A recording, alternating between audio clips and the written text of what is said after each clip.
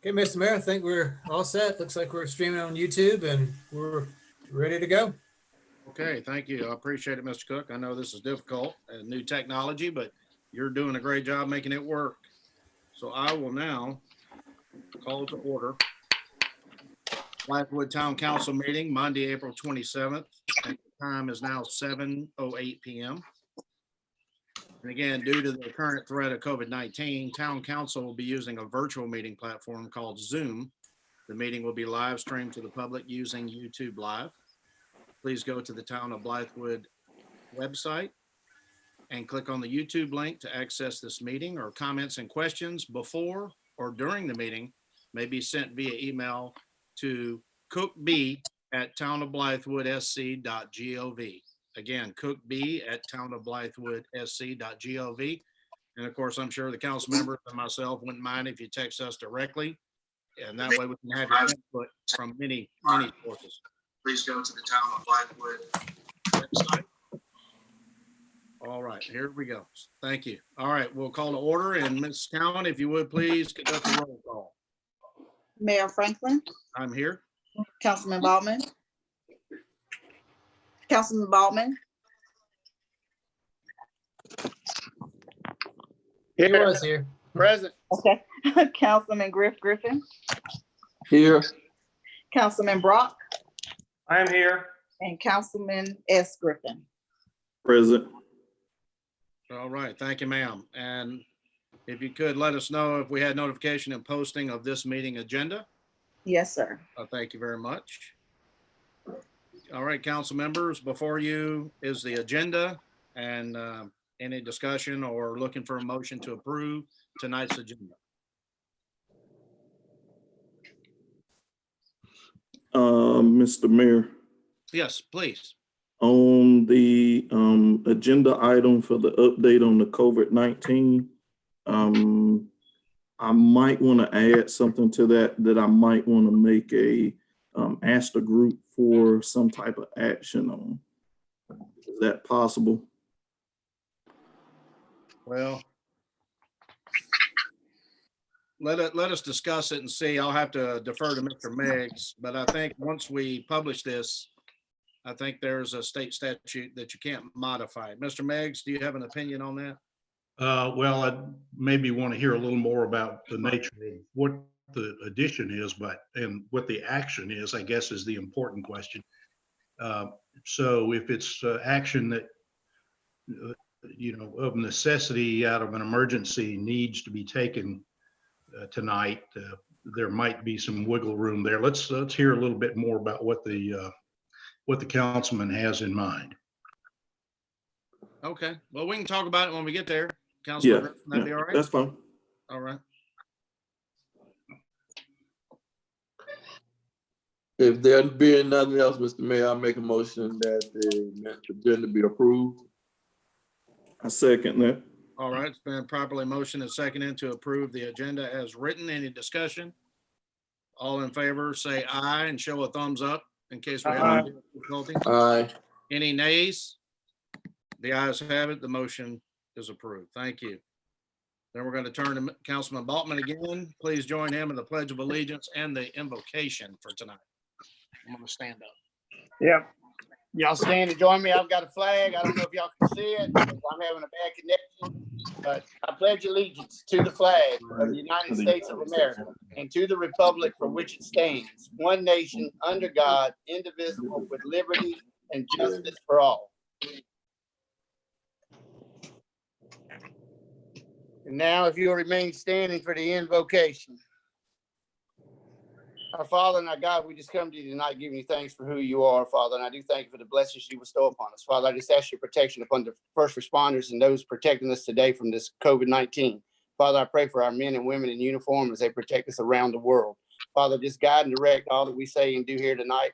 And may all we say and do bring honor and glory to you. In Jesus' name I pray. Amen. Amen.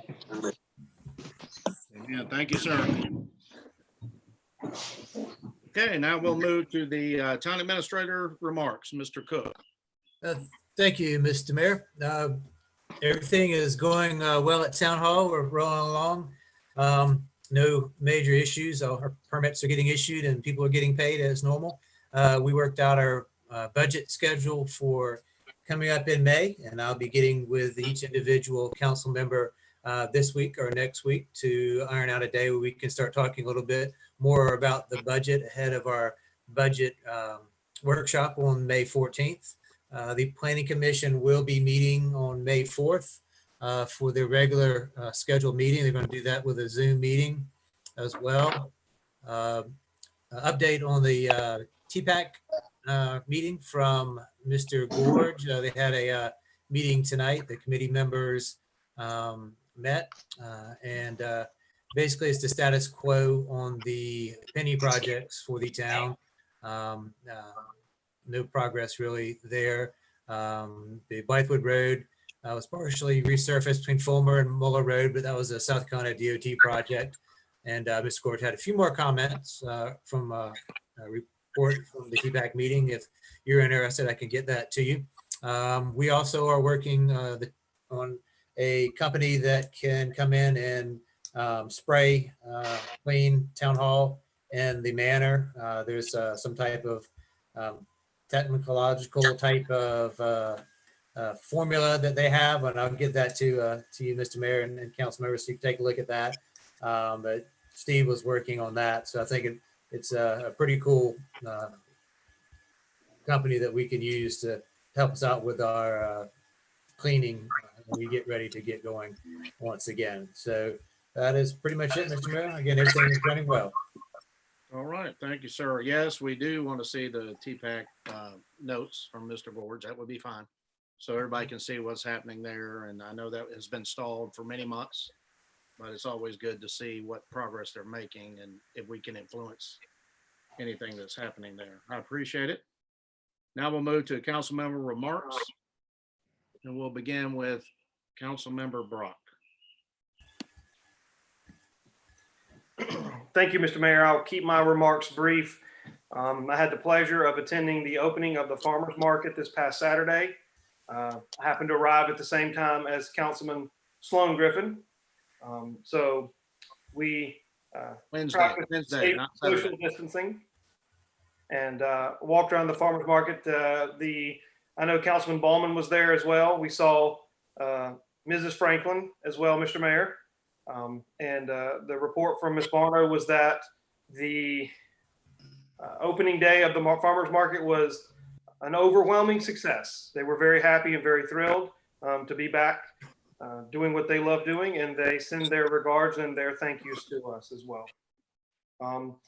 One last remark that I find a little interesting is the newest addition to our Blythewood water tower, the Billy Bob Loves Charlene Joe Diffie painting that someone was gracious enough to bless us with. I think it's very interesting. I think it's something that we should talk about possibly leaving up there. I know that there's a schedule to repaint the water tower. But the feedback I've gotten from a lot of people is that they actually like it. It brings a smile to their face. It gives them good memories. I know that I don't remember exactly when the song came out, but I was much younger than I am now. And it was always a popular song. And I really think that there's some positive things that could come out of this for the town. So it's not anything that we need to discuss tonight, but it is just something that I think needs to be discussed in the future because I think the feedback has been overwhelmingly positive. And with that, Mr. Mayor, I will conclude my remarks. Thank you. Thank you, sir. Councilman Sloan Griffin. Good evening, Mr. Mayor and council. Nothing much to report from my end. Still, everything's still going with the everyday mission that I've been attached to so far. Family is doing great. That's what's important to me, that my little one is doing awesome here during this crazy time. And I check up with each of you almost every day. So glad to see you all doing good and healthy, and looking forward to tonight's meeting. Thank you. Thank you, sir. Councilman Larry Griffin. Thank you, Mr. Mayor and council. I just glad to see you guys and ladies and see that you're all safe and well. That is most pleasing. at this time.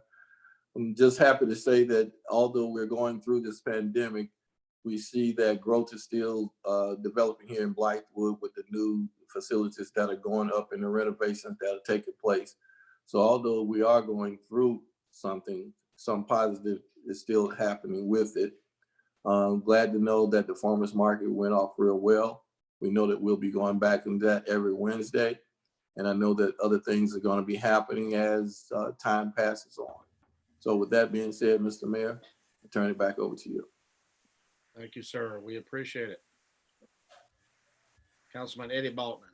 Thank you, Mr. Mayor. I just want to welcome everybody in that's watching on YouTube tonight and just bear with us knowing that this technology is a little different for us. This is all new for all of us trying to meet like this virtual and get the business of the town done. But I will second Councilman Brock's remarks on Wednesday. The farmers market was a huge success. Got there early enough to talk to Michaela. She did a wonderful job as far as social distancing and keeping it going. The people stood in line and really, I don't think the vendors knew what to expect. So most of them ran out. I think this week will be even better. So I just want to commend her for the job that she's doing. And I want to thank Phil Fry for all the updates that he's given us from the chamber, daily. And I really want to commend them for the young lady who put the movie on Saturday night in the town for the drive-in movie. I think from what I talked to, everybody enjoyed it. It's a way to get us back out and moving and trying to have some semblance of normalcy around here. So I just want to welcome everybody. And Mr. Mayor, that's all I have to say. And I thank you. Yeah, thank you, sir. And thank you all. And we are safe and everybody is doing well. I'm out and about like many of you are every day, and grocery store and Lowe's and all those honeydew projects that I'm working on. And farmers market was a huge success. About half the number of vendors I expected to be there were there, but it was very good turnout. And I think exactly what Councilman Baldwin said, you'll probably see a few more next time. The week after that, there'll be more and more and more. And I'm glad that people are out there because they sold out. I'm saying probably hour and a half and sold out of produce. My wife was kind of upset she didn't get a few other things. That's why I've got a garden going, because she wants me to start bringing that stuff in. But it's very good success, and a very good vote to open the park for that reason. I'll just remind everyone who's watching out there, continue to buy, continue to call in your dinner orders and lunch orders to our local businesses in Blythewood. They really need it. And it's not hard. You call it in to one of our local restaurant vendors or one of the food trucks that sets up outside of Food Lion there in the old community center, and just go and buy some dinner and stimulate the Blythewood economy if you can. Number one, you don't have to cook and you don't have to clean up, and just buy dinner and bring it home and you're good to go. And then lastly, my last comment before we get into our business for this evening is the 2020 census is here. Blythewood's just over 50% responding, but we must respond. So as we're sitting at home and talking to people from your church, your community, your other groups, let them know if they haven't responded to the census. It takes 5 or 10 minutes online, 2020census.gov. And we get a lot of funds, federal funds, based on the census population. As a matter of fact, a lot of the medicines that are being used to fight the COVID virus, the first thing the federal government looks at is what is the population in a given area. And the only way they know that is to look at census data. So it's critical that we respond. It's safe, it's important, it's easy. You can do it online or you can do it on telephone. But so please, I would love for Blythewood to be one of the first places in the Midlands, the first municipalities to get up to 90, 100% response rate. And it's important, and I appreciate it. So with that, we'll move to our discussion items. I'm sorry, the approval of the minutes from our town council meeting on February 24th and our special call meeting on April the 20th. I think Mrs. Cowan sent those out to us. Do we have any corrections, additions?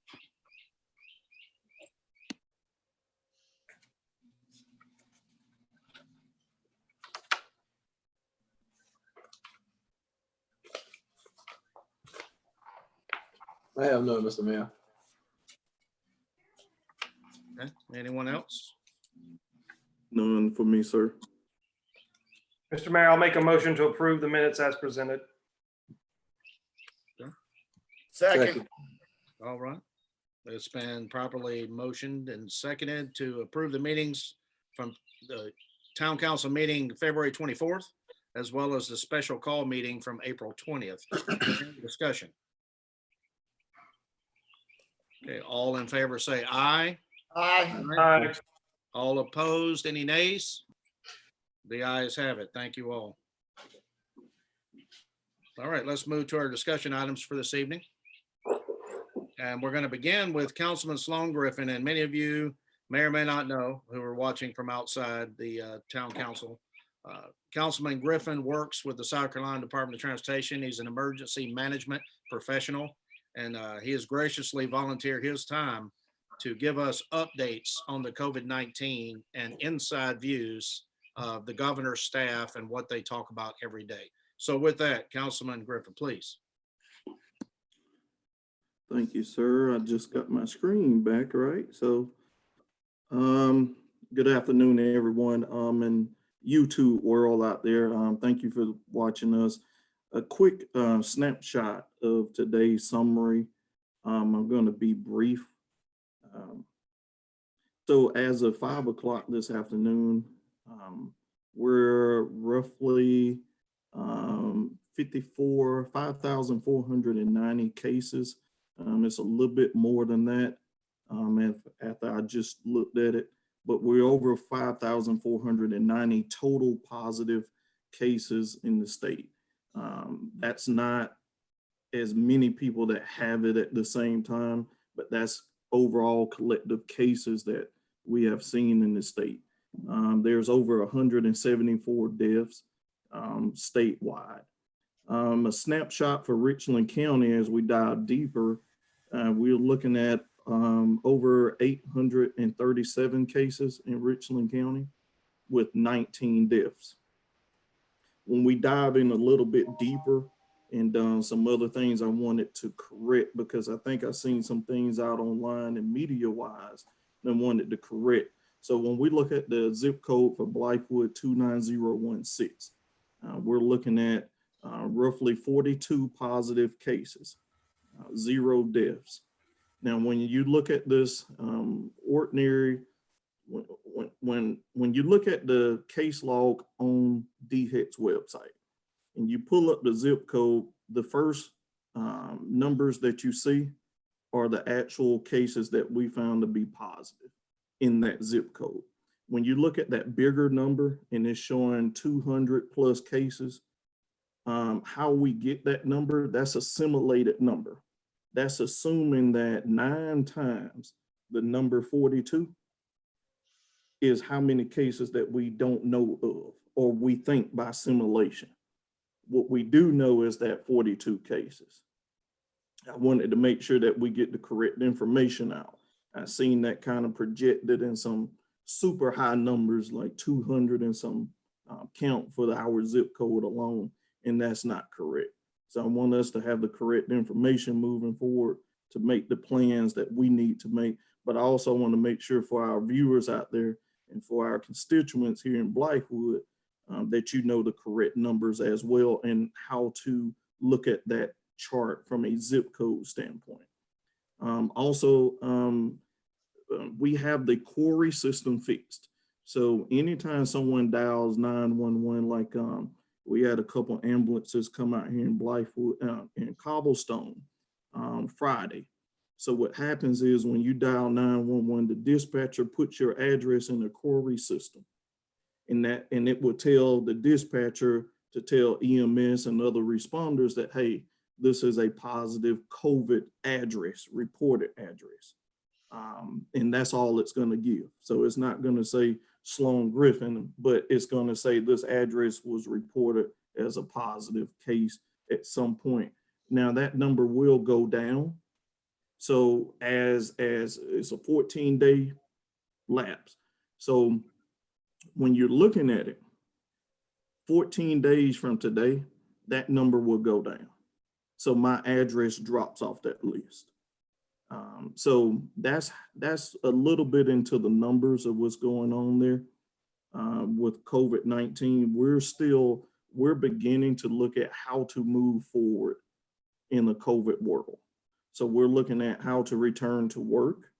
We're looking at how to bring events back statewide. And we're also looking at a broader spectrum view of how municipalities with proper guidance, because the state is not going to tell us how to move about in COVID-19. They're going to put out some guidelines, some very broad guidelines, but we're still, as a sovereign municipality, would have to guide our staff, guide our citizens, our businesses into that realm of, what's safe and what's not safe.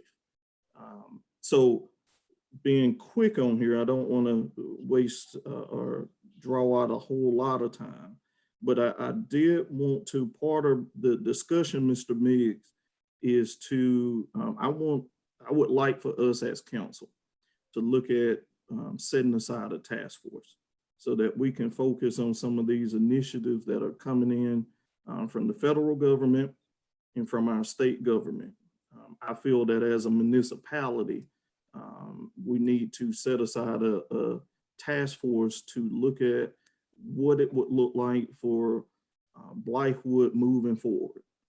Everything from town hall to McDonald's. So I think that part of this moving forward, I think this task force piece needs to really look at a council member, someone from the restaurant world, industrial world, salons, beauty shops, barbershops, etc., and general residential members a part of this task force to really look at and report back some of the guidelines, because there are so many broad guidelines. I think the federal government is looking at a 3-phase approach to this thing. The state just put up their Accelerate South Carolina task force. There's a lot of other municipalities that are looking at different task force to look at the future, help prepare, help look at supplies and stocks and things that's what's needed. So I think we would do our citizens, our business community here adjust to really horn in on what's needed for us in Blythewood to survive a COVID-19 future. And that is it, pending any questions. I just wanted to give a brief overview, not diving too deep into it. I do want to let you know that some of the conversation is that the state parks will be opening back up May the 1st. I do know that. And probably in the next 2 weeks with the extension of the order, we'll start to see certain services, if not before then, because the governor can rescind any order that he sure pleases to at any time. But beauty shops and barber shops, close contact businesses will start to gear back up. So pending any questions, ends my presentation, sir. Thank you, sir. We appreciate you and what you do. Mr. Meigs, if I'm not mistaken, I mean, we could form without an action of the council, so we don't have to violate our agenda. Am I correct in that assumption? I'm not sure I got your adverb. Okay, I'm sorry. Councilman Griffin recommended in his presentation that. Yeah, I got that. Okay. And the question is, can you appoint a committee tonight without? Not tonight, just like tomorrow, the next day, from the mayor's office, I appoint a task force to assist with what Councilman Griffin just asked. I don't know. You could do that in your executive capacity as the CEO, sure. All right. Or council could take it up. Right. You might want to solicit nominees from your colleagues and at some future council meeting, make the committee more formal. Okay. Sure. All right. But I hear you, Councilman Griffin. Yeah, sorry we couldn't put that on the agenda tonight, and I don't want to violate the state statute, but we certainly can get the ball rolling with what you recommended. Thank you, sir. All right. Right. So we'll move to any other comments about action item number 1, COVID-19. Any other council member remarks? Okay, we'll move to the Big Red Barn Summer Jam event, which was July 24th However, I'll let Mr. Hasselrock speak. I understand that they have withdrawn this because they have canceled this event. Mr. Hasselrock, are you available? Yes, sir. Can everyone hear me okay? Yes, sir.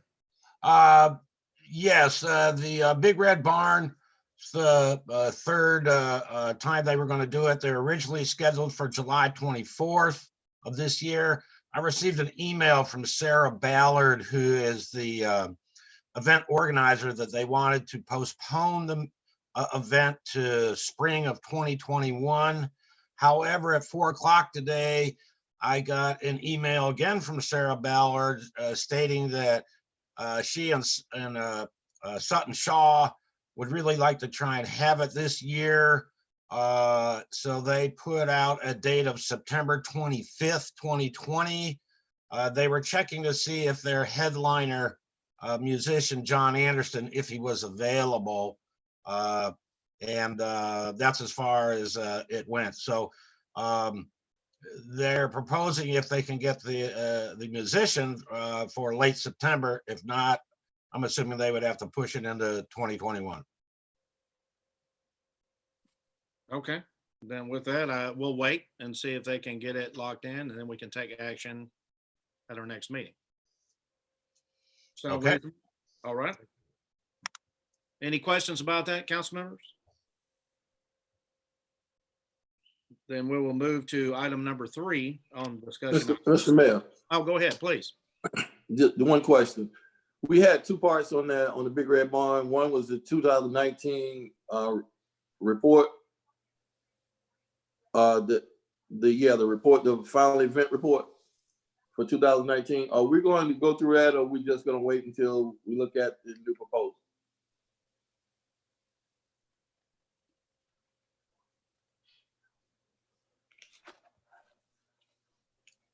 Okay, can I make a comment here? Go ahead. Yeah. Go ahead. Yeah, the final report for the Big Red Barn from last year, that's already been reviewed by the mayor and town council. What I do now with any application, and I give you the current year application or current iteration application and the final report from the last time, so you could kind of see what transpired with the event in the previous year. But the final report for 2019 has already been reviewed and blessed. Yeah, and they received their 20%. Yeah, it's just for informational purposes. Yeah. All right, that's what I wanted to know. Okay. Thank you. All right, sir. Yes, sir. So we're moving to discussion item number 3, and this is a new event. This is the Women's South Carolina Golf Association 3rd Annual South Carolina Open Championship, which will be held at Cobblestone Golf Club, August 12th through 16th, 2020. And the recommendation is for $20,000. Mr. Hasselrock, go ahead, please. Yes, sir. This is again, a new event. I've written up a kind of summary of the application. It's being moved from Seabrook to Cobblestone. Again, nationally recognized golf event. We're predicting over 500 different players of all levels will participate. It's about 4 or 5 days long. And 3,000 to 5,000, they're projecting that will attend. If you look at the application, this is one event that will bring a lot of hotel rooms because the players and families and attendees and caddies and others will need a place to stay. It will also generate some national golf publications and media will also be here. Absolutely. Are Mr. or Mrs. Coggins on, Mr. Cook, to speak about this event? I just want to give them an opportunity, if they are, to talk about it.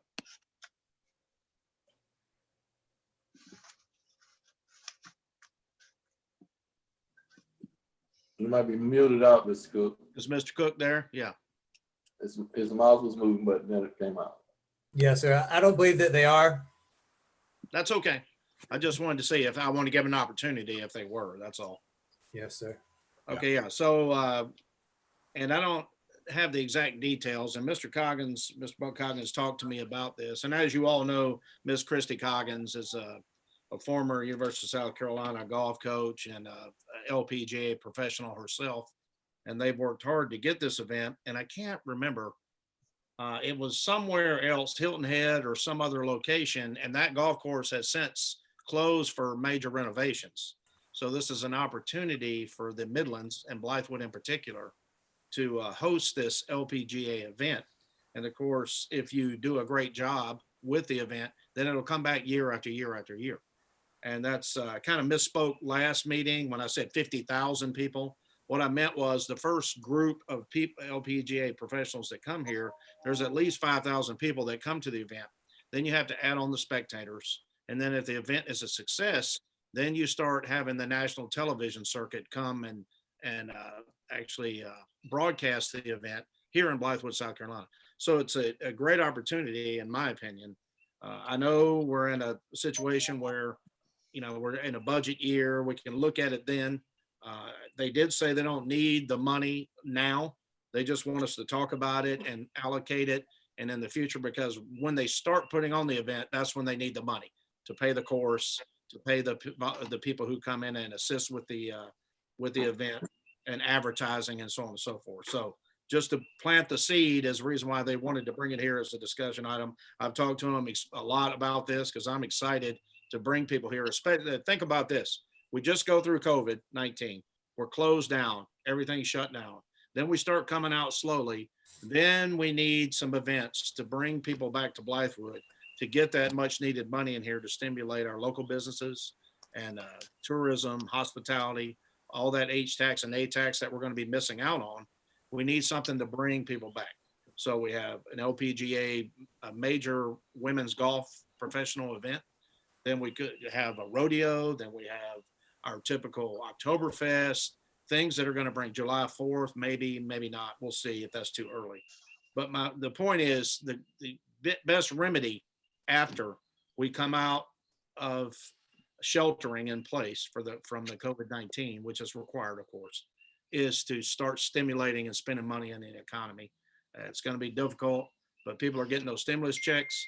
People are hopefully getting unemployment if they've done it, applied for it. And so the money coming back into the town of Blythewood is exactly what we need. Any other comments out there? Mr. Mayor. Yes, sir. Please, Councilman Griffin. I will second you on that. I'm excited to see such an event come into Blythewood. I think it will be perfect timing given the COVID-19 response. I think we're semi golf community, if you will say, surrounded by plenty of beautiful courses, Cobblestone being one great course here.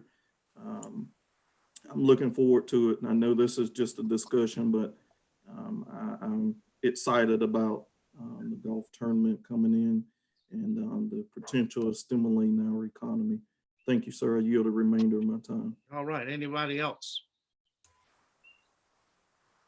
And I do have Mr. Coggins just sent me a text because he's paying attention. It was at Seabrook Island is where the LPGA had this event. And now they've unfortunately closed for renovations. And so a new home had to be established. And so now Blythewood came up. In the past, I don't know if y'all remember, it's probably late 90s, early 2000s, the SEC, the Southeastern Conference of the NCAA, held the women's tournament here at Cobblestone. And they did such a fine job of displaying Blythewood.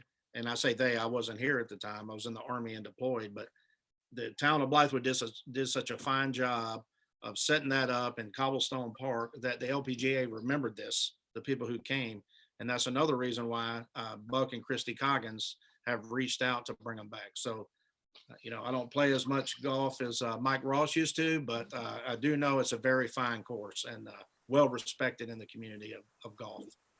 So great opportunity. I just want to share that with y'all to start thinking about it.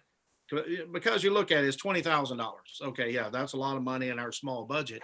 But the folks that would come here and every year, because once you do it well, they're going to repeat and they're going to have type of pro-am, get people out there, and then we'll get the television stations. And once you do that, people can rent their homes out. All the hotels will be full. You can do Airbnb, all those kind of things that do that. A huge shot in the arm for the town of Blythewood after this COVID.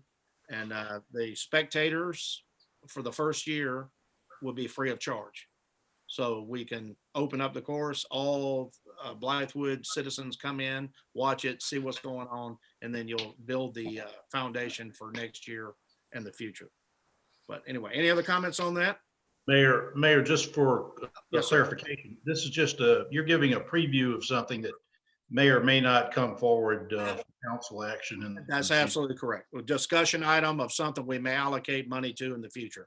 Thank you for Right. clarifying. Yes, sir. All right, any other comments? And we'll move to item number 4, the holiday market. Yeah, Go yes, ahead. Go ahead, Steve. I'm sorry. Go ahead, Mr. Hasselrock. We're all pretty familiar with the holiday market. This is the 11th year that the holiday market will be presented. Last year, because the IGA was not available, the holiday market was moved to Columbia Country Club. This year, we're basically allowing them or making the invitation for the holiday market to be at Doco Manor for 3 days in November. And typically in previous years, $5,000 has been what we've allocated. And most, if you look at their budget, most of the money is going to be for advertising and rental of the venue. So it supports the local artists here in the Blythewood area. All right. And I know they worked hard to find venues because we had the manor booked, and now it looks like they're coming back to the manor. So that's great.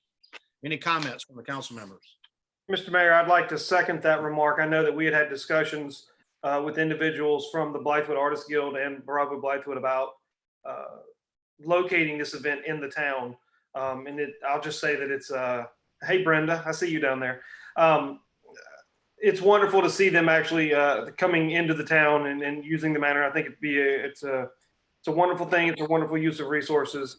And I think it's something that we should definitely get behind and essentially make it an annual event for them in the manor, which is, if you're going to be the Blythewood Artists Guild or the Blythewood Holiday Market, you need to be in Blythewood. So looks like we've got that worked out, at least for this year, assuming that they don't continue to keep us 6 feet apart. And that's all I have to say. Some of us look better from 6 feet, but that's all I have to say. All right. Thank you, Mr. Mayor. Any other comments? And again, these are discussion items just to talk about it as we get ready to take action in the future. Any other comments? All right, we'll move to discussion item number. Steve, did you have a comment? I'm sorry. No? You're good? No, sir, I did not. All right, that's fine. And we'll move to item number 5, new event application. The Queens of the Castle Basketball Showcase, Westwood High School, December 3rd through 5th. And if y'all recall, several months back, I went to visit Westwood High School, and Dr. Guy, the principal there, and she talked about having an event because Blythewood High School and Westwood High School have such awesome boys basketball programs here in the Midlands and throughout the state, that she was looking to branch out and bring a girls tournament here, which I think we sorely need because the Westwood High School team is very good in that regard too, if you remember back last year.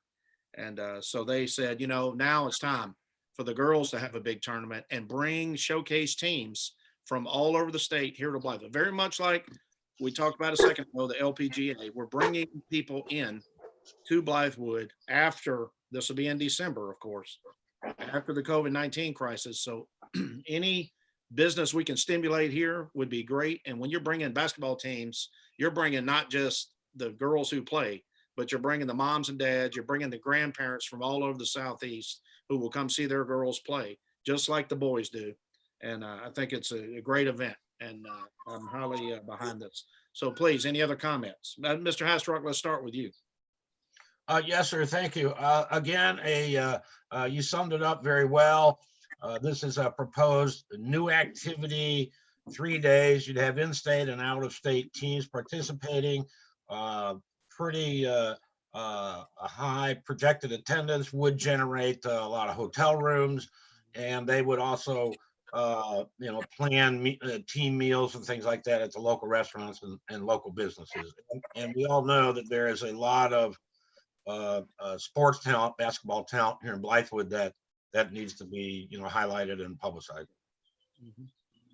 Absolutely. Thank you, sir. Any council member remarks?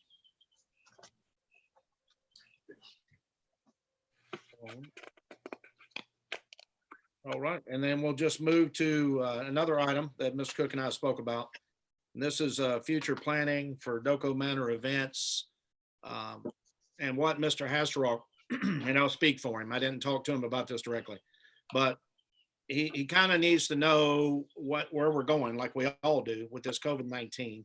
And you have brides and grooms who have booked the manor for the summer months, and they're right now we're saying it's closed because of the council member remarks, but what do we need to say to keep these folks encouraged to come to Doco Manor is, I guess, what I'm looking at here. The future planning. Are we looking at keeping everything closed through June, July? I know it's hard to say right now, but I did tell him that I would talk to you all about this in a public setting. So please, any comment, Mr. Hasselrock, start with you. Yes, sir. Thank you so much. Yeah, as we know, Doco Manor is a popular building. I want to kind of give you a little summary of the status of our events. Everything in April and May has either been canceled or moved. I do have 3 major events in June, and then because we moved a lot of things from the spring to the summer and the fall, between June 1st and about the mid-December, I have 42 major events planned at the manor. 24 of these are weddings. Those are our high dollar events. There are also, as a sideline, there's 11 or 12 big events in the park. But for right now, I still have a few. I have 3 major events in June, and then as we get farther on the year, July 8, September 9, October 10. So I have a lot of events, high-paying events in the manor, and whatever we decide to do based on the information we have. I just want to kind of give you a heads up that I do have a lot on the drawing board, a lot of events booked.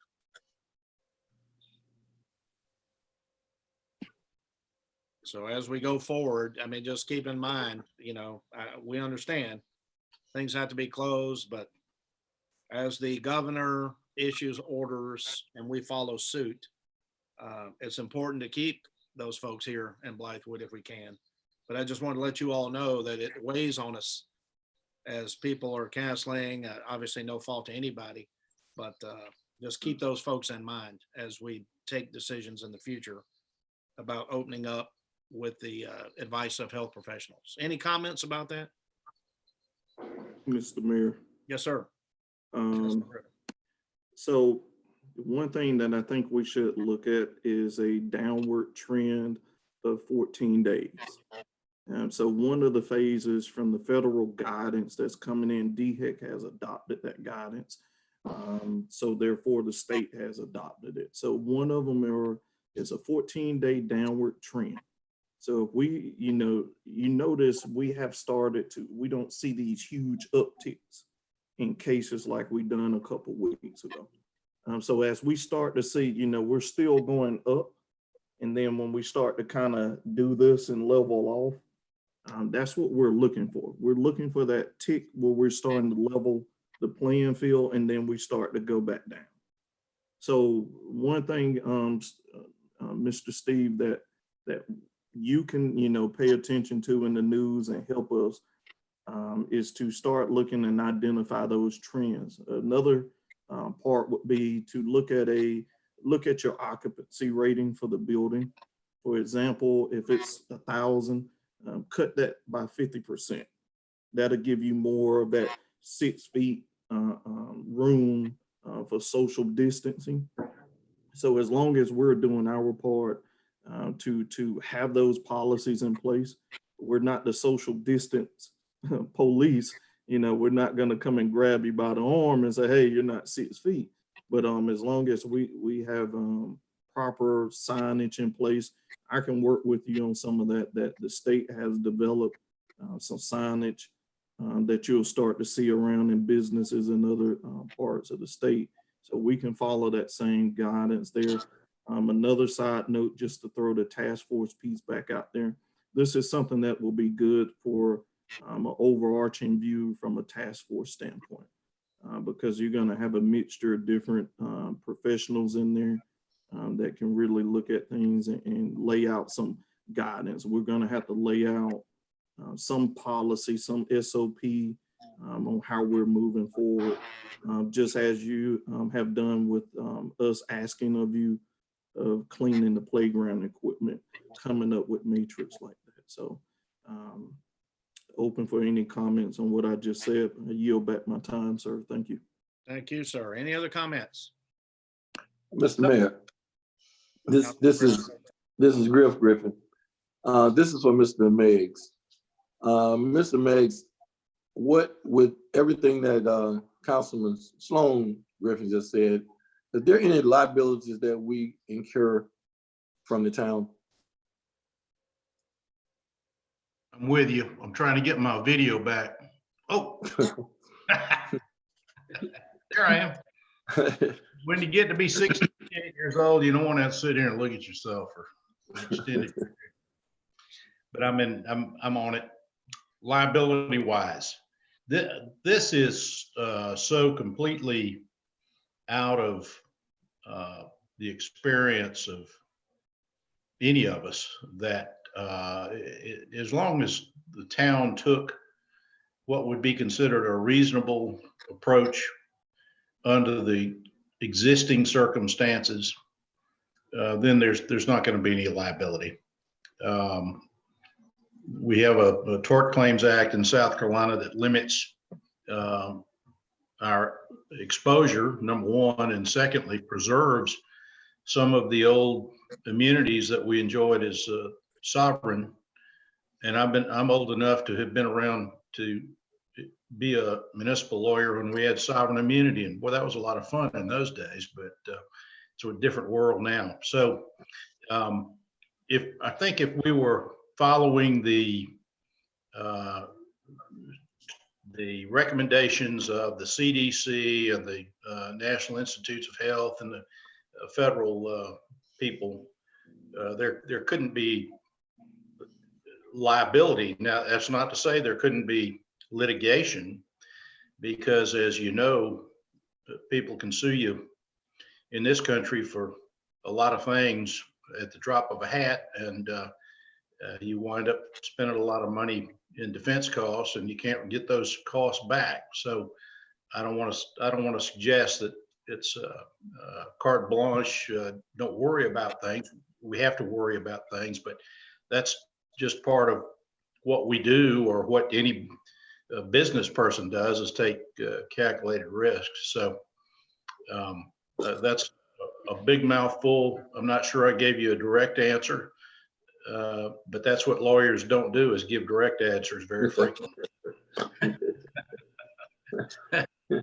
Can I illuminate further on that? Or the bottom line is, if we act sensibly and consistent with what the health professionals are recommending, then I think we're in good shape.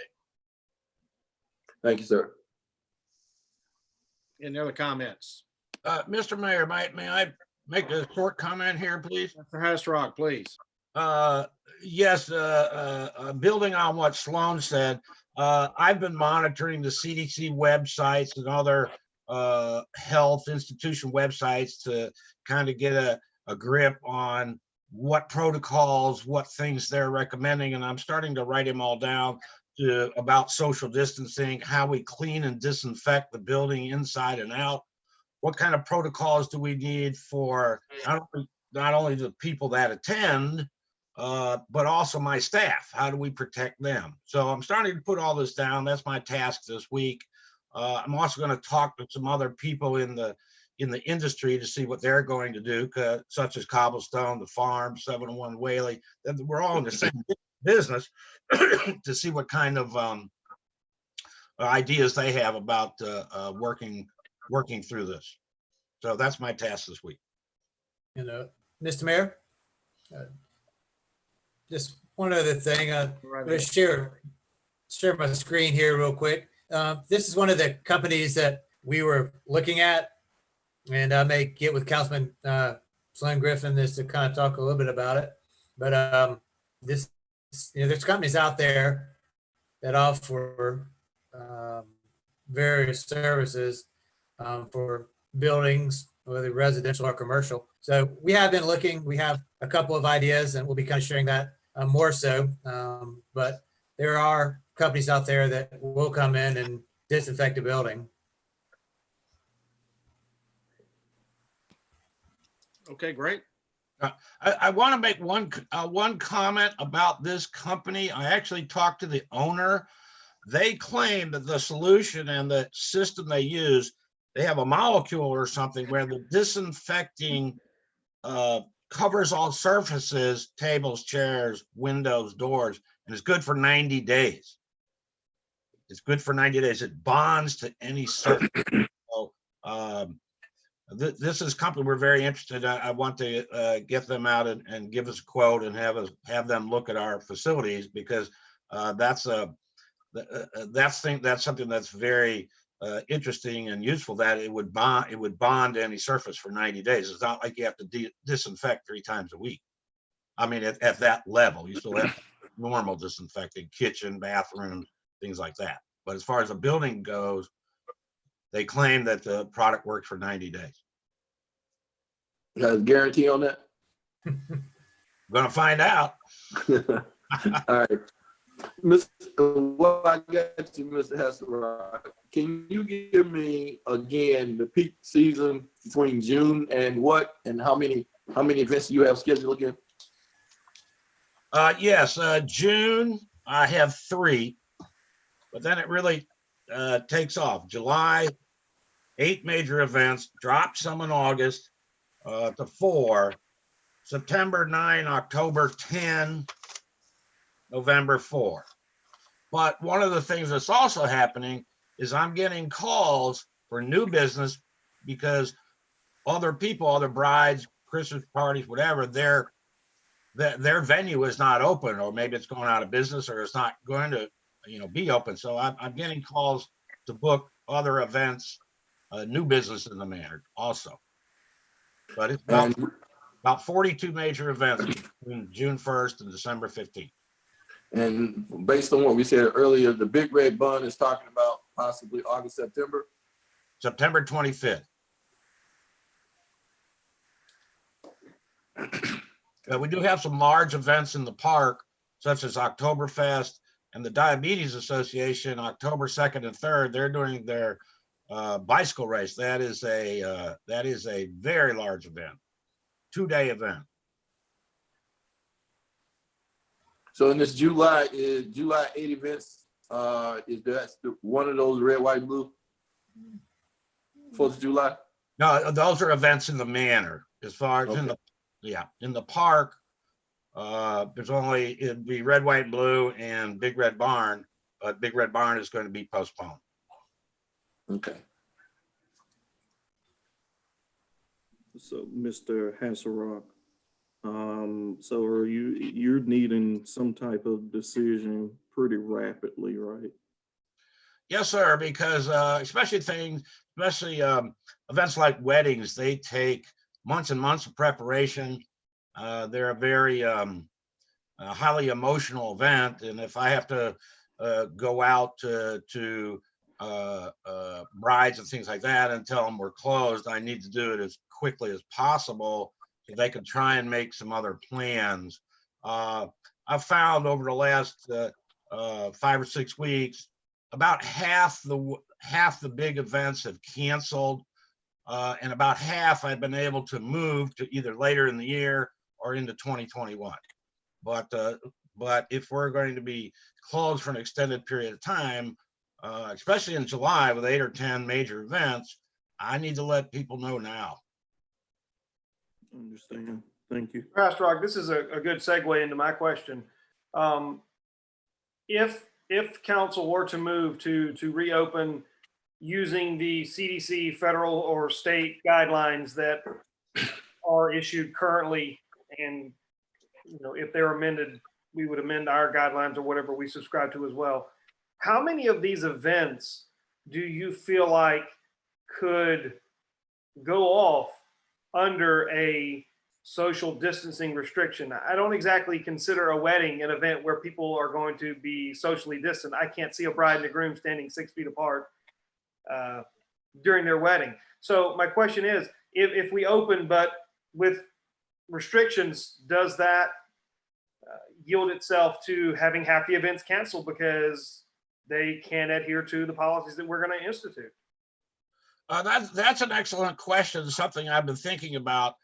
The average attendance for a wedding at Doka Manor is between 150 and 250 people. If you look at some of the risk management strategies and social distancing strategies and based on number of people per square feet, things like that, the Manor Ballroom is only 3,400 square feet. I just don't see how you could do social distancing for 200 people in that facility if you were to stick to either the 6 feet apart guideline, or I read in the paper today, it's 5 people per 1,000 square feet for stores and grocery stores and things like that. So now maybe I've talked to some of the brides and they're going to cut down their guest list. People maybe out of town people who have to fly in aren't coming. But yeah, it's really something I kind of have to think through a little bit more to see if we could, at least have a minimum number of people there in the manor for something like a wedding. But based on square footage, it wouldn't be a whole lot, maybe 30, 40, 50 people, maybe it's 100. But when you have a guest list of 200 or 250, it's an issue that we will have to think through. Mr. Hasrock, couple questions. What is the current occupancy rate of the manor? Do you know? It's about 300. Okay, so give me a second. So we're looking at 60 by some of the smaller guidance that's out. That'll roughly be 20% of that occupancy rate. Gives it about 60 people. If we went with the 20% ratio on it, that is one part of the guidance. The other part too, I want us to keep in mind that we, and Mr. Mids can back me up if I'm right, if I'm wrong, of course, but the governor's order, one of them is no more than 3 people right now until the order is rescinded or has canceled. He renewed it for another 2 weeks. So regardless of whatever we want to do today, later this week or next week, we're still tied into the new order piece that is limiting that social distancing and gatherings. So, I mean, we can go ahead and erase 2 weeks off of the schedule right now. There's nothing that we can do to exceed that. So after that, I think that, we can build our plan now while we have that 2 week window to look at, what possibilities. Are we going to go with 20%, half the occupancy rate? How are we going to put up signs? I don't see how we can then sit there at an event and enforce social distancing. I think that's more of a personal thing. I might want to shake your hand, but that's up to me and you to do that. So I think that even at the events, we have the signage in place. We take all the protocols we can, but weddings, people gonna get close. It's emotional, you know, and we definitely can't tell a bride or groom standing at the front, stand 6 feet apart, you know, and blow an air kiss to each other. I think we'll make world news for that. So that's just my take on it. That's all thank you, sir. Thank you. I greatly appreciate those comments. Yeah, these are some of the things that I'm dealing with, trying to think through. I'm coming up with, you know, again, protocols and procedures about how to clean and disinfect the building. You know, how to protect my staff, how to protect the attendees. I've heard things like, well, everybody has to wear a mask. Everybody has to wear gloves, set up hand sanitizing stations. Vendors like caterers and decorators and DJs, everybody has to wear a mask, has to wear gloves. We could establish these procedures. So these are some of the things that I'm working on. My first major event is June 6th. So we do have a little bit of time here if we're looking at the 14 days and other directives from the governor. And so I'm working on this. Here is another thing that I have to deal with also is supplies. We go through a lot of paper goods, disinfectant, gloves, all those type of things. You can't buy these items in bulk anymore. So that's also a supply chain issue that I'm going to have to deal with, because when we have big events, we use a lot of supplies. I just wanted to put that out there. Let me jump out of my box for a minute. It seems like Dr. Burks has told us that we're going to be doing social distancing all the way through the summer, and now we're going to have another wave of COVID in the fall season, which is going to, I don't know how we're ever going to recover from any of this, but it seems to me the communication to the people that have booked the place for weddings, I mean, who's going to want to have a wedding with social distancing and masks and fear of contamination and a lack of critical mass to support the catering bill that they're going to get, the live music, whatever kind of functions they're going to have? Seems to me that the communication to those that are on the schedule ought to be, you know, we're going to do the best that we can do, but we can't predict the future. We don't know what the governor's going to say. We don't know what the health professionals are going to say. And perhaps you should consider either moving your date or doing something at home. We're all supposed to be staying at home right now rather than congregating. And I mean, you saw the story of the 4 folks that 6 of them died having attended the same funeral. I mean, it's the same phenomenon. And this isn't legal advice. This is just, you know, Jim Meggs talking 68 years of life experience. So, but we've never experienced anything like this. I just think maybe the communication needs to be, you know, we can either do it or you can pays your money and takes your chances, as we say, and dependent on what the governing protocols are at the time of the event. And if the governor has said no, or the health professionals will say social distancing, then I think people would be fools to have a congregational function at the manor or anywhere else for that matter. That's my 2 cents. Well said, sir. Yeah, you're absolutely right. So Steve, we don't have an answer for you, but the bottom line is we got a 2-week extension on the emergency declaration from the governor. So that's where we are. But as soon as we can take action based on the healthcare professionals that serve the governor of this state, then we will. Trust me. Any other comments? Yeah, Mr. Mayor, one last Please. question for Mr. Hasterrock. The June 6th, is that a wedding? Yes, sir, it is. Okay. Thank you. You're welcome. Mr. Hasterrock, have you approached the parties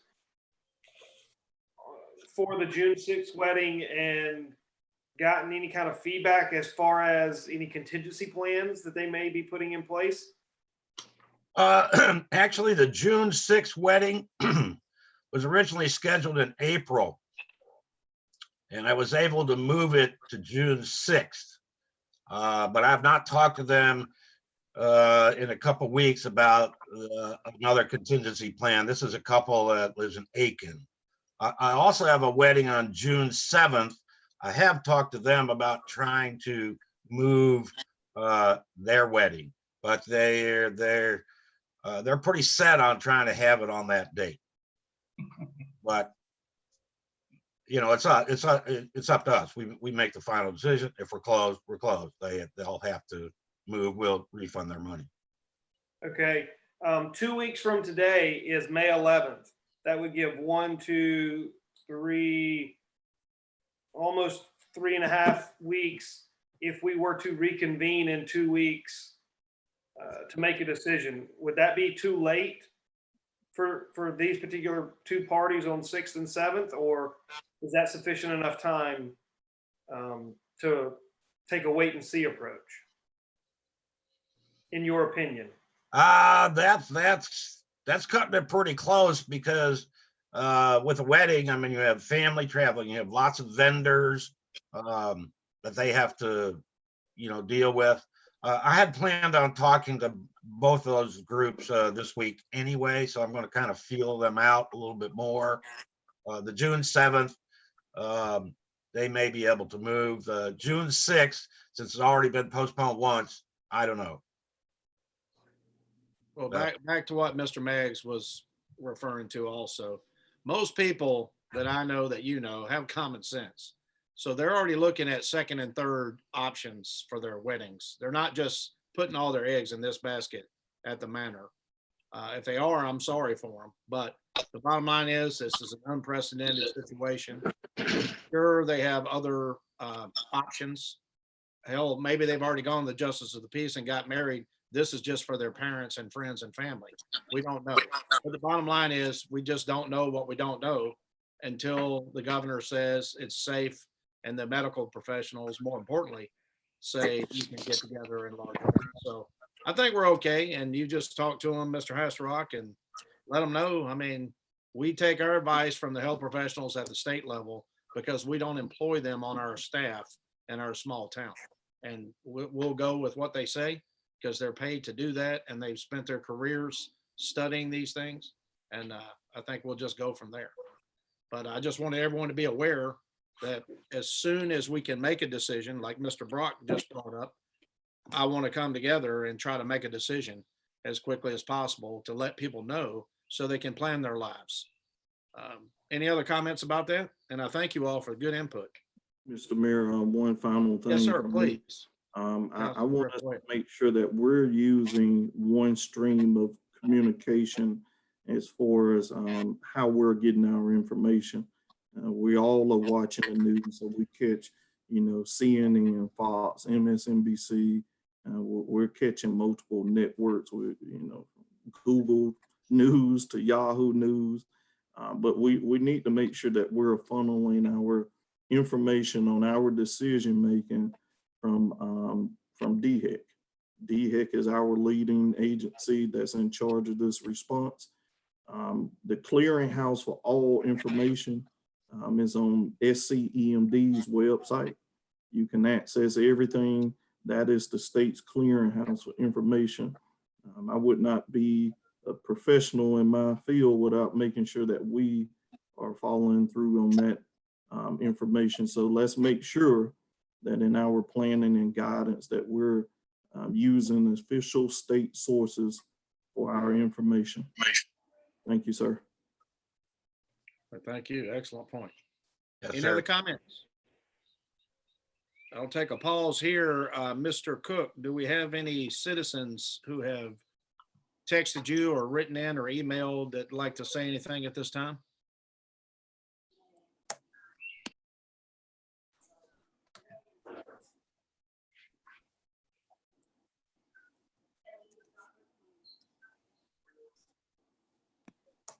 Mr. Cook, are you there?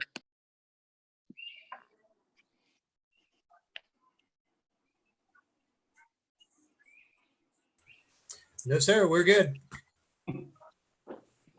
Thank you so much, Rich. I just want to have an opportunity for anybody to speak if they're tuned in. All right, we'll move to our action items tonight, and the citizen testimony regarding action items. If there are folks listening either over Skype, YouTube, Facebook, however way you get this feed, just chime in if you want to speak on any action item, and we will certainly recognize you.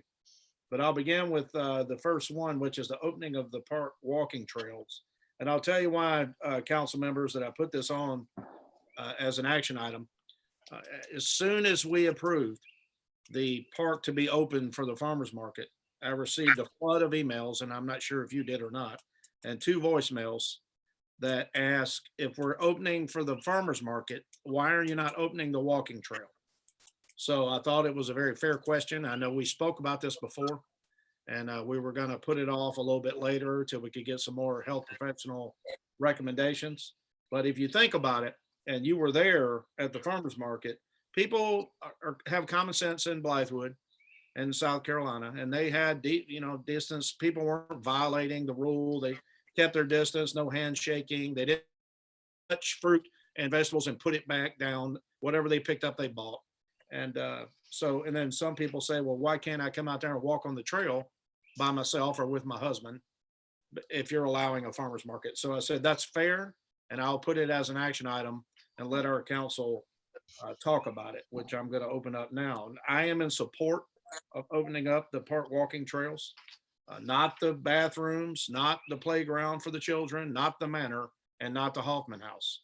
And again, back to Councilman Brock's comments last meeting we had, we do need to delineate what is park, what is not park, but that's not critical to say that you can use the the walking trail. You just can't use the rest of the park. So with that, I'll open it up for discussion. Mr. Mayor, I'll take the first round Go of ahead, this one Council. in conversation. As before, I was one of the ones that asked for this on the first item last week's agenda, in lieu of opening the farmer's market, knowing that we all got inundated with some emails, phone calls, text messages, or whatever, about some of the simple things as far as just getting out, being able to get out exercise. In my observation of the park, I witnessed, and I think Councilman Baltman witnessed it also, families out there, people walking. I witnessed 2 whole families out there having a picnic, and each of them was in their own corners, doing their thing, and kids never merged together. I sat there in the stairs of Doco Station and watched it. I wanted to see for myself, so that I know what I'm talking about coming back to council. But I also want to, and I'm looking at my other screen here, I set up a poll to poll some of our citizens on the Nextdoor app. And as of right now, I got 59 people responded to this poll, and 51% is in favor of opening. 14% says no. 36% says open when the governor opens state parks. So I gave them 3 options of a choice. So we're sitting right now out of 59 votes. 51% says go ahead and open. And I'm going to agree with him, and I'm going to agree with you that it is time that we take some of these baby steps and give people their just to be able to enjoy open space. We're not the social distancing police.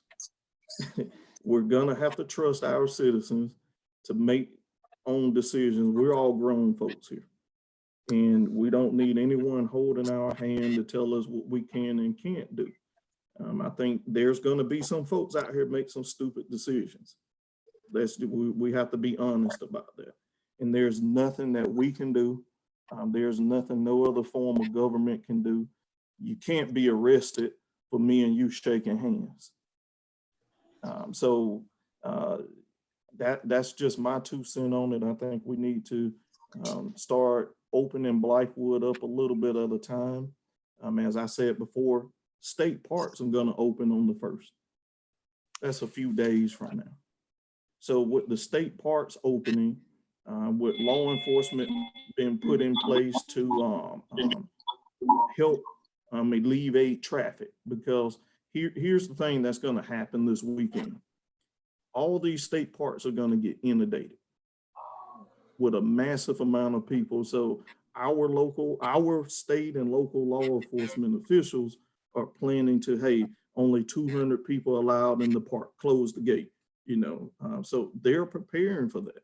They have been preparing for that since I brought this up on the last agenda item, knowing what was in the forefront in the future. We just need to have that in our minds, that we can open our parks today. There were no stipulations in the orders that said, for us to close our parks. All that is in good favor to minimize the effects of COVID-19, to minimize unknown liabilities as we were looking at that point in time. And since then, as we see our sister state beside us, Georgia, as they're beginning to open things back up, Georgia took a different twist.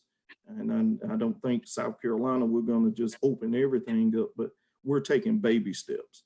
And we have to be mindful in taking those baby steps that give people that room, give people time to push and grow. And let's start to reopen Blythewood. I yield the remainder of my time. Thank you. Thank you, sir. Any other comments?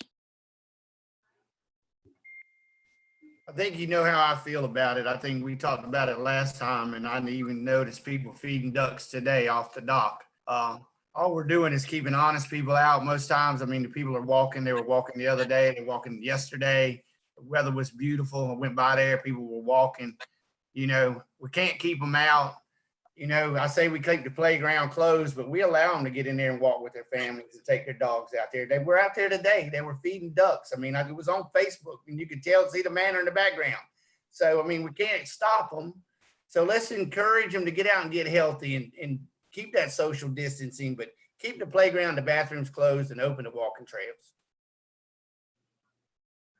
Yes, sir. Okay, thank you. Any other comments about it? Mr. Mayor, to piggyback a little bit off of Sloan saying, in my opinion, Georgia's making a massive mistake, but that's neither here nor there. However, I do agree with what Councilman Ballman says, that we don't have the means to enforce a shutdown of the park. If people are going to come, they're going to come. The only thing that I would ask is that if we do take action tonight to open the walking trails, that we acquire and post adequate signage encouraging folks to practice and adhere to social distancing guidelines. And we put those signs throughout the park. They don't have to be permanent signs. They can obviously be temporary and be removed when and if we ever escape this pandemic. But at least we should take proper precautions and place the current policies of council throughout the park. I realize we can't sign away liability. Mr. Meggs can comment on this. There may or may not be any liability from this perspective, but at least we can post some reminders for people if we do open the park that we are still in a social distancing environment and that we continue to support that and encourage people to adhere to those practices. Thank you, Mr. Mayor. Thank you, sir. Mr. Mayor. I'm sorry, go ahead, Mr. Hasterock. Mr. Hasterock. I hate to be all doom and gloom, but I'm in the park almost every day. Are we talking about opening the trail, which basically starts behind Town Hall by the dumpster? Or are you talking about moving those cones for the entrance and exit into the park? Because there really only is one walking trail. There's lots of places to walk, but there's really only one trail, and it starts at Town Hall, and we know which way it goes. It goes along Sanfield Road, and then it comes back. I assume we could put signs there and say, okay, you can go, you can walk on the trail. But if you move those cones, my fear is you are encouraging people to use other parts of the park. We already see it, just like Eddie said. They're feeding the ducks. Those picnic tables by the playground, they use those all the time. They use the picnic tables on the soccer field all the time. There's lots of activity at the soccer field. So I want to get a little bit more exactly what we're talking about, because if you open up the access to the park, they're going to use it, and they will start going in that playground and all the other areas of the park. The amphitheater is another example. There's people crawling all That's a fair question. In my view, it would stay exactly the way it is now. And the cones you see, instead of having the sign that says the park is closed, it would say the park is closed. However, the walking trail may be utilized. So, but I agree with you. If you move those cones out from front of the Hoffman House, it'll become a free for all. Especially you got teenagers running around looking for places to hang out. Right. So I'm okay. But you know what? That's why we pay Mr. Brian Cook as the town administrator. And I think if you say the park is closed except for the walking trail and leave those cones there, and you only have one entrance and one exit like we do right now, I think that would solve the problem. But that's an excellent point. Any other comments about that? Mr. Mayor, one more comment. Go ahead. And this may be an erroneous statement, but I don't know how many people in the town actually know where the walking trail ends or begins. I didn't necessarily know it started by the dumpster behind the Hoffman House. Kind of an interesting landmark to start your walking trail, but I kind of want to piggyback a little bit off of what Mr. Hastrock said. If we open the walking trails, then it's a slippery slope, because you are going to have people that are going to, if you essentially open the walking trails, I believe that you've effectively opened any area in the park that you can't physically lock down. The manor, the bathrooms are the only two examples that I can, Hoffman House, obviously. You mean like it is now, because people are out there now. Correct. They're out there anyways. Right. So what?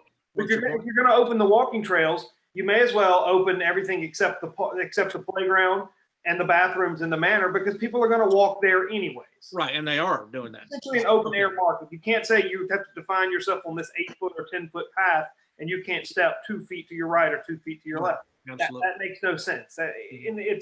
It's unenforceable now, and it's certainly going to be unenforceable then.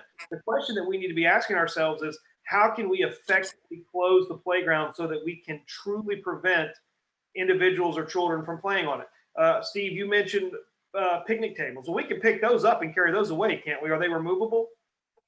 Yes. Okay, well, that problem can easily be solved with a pickup truck and Sloan and Elder Griffin picking up those picnic tables because they're so strong. But as far as like closing off the playground, we've got to figure out a way other than some yellow tape, because that's just not going to cut it. And that's the one area I think we should be most concerned about, would be the playground.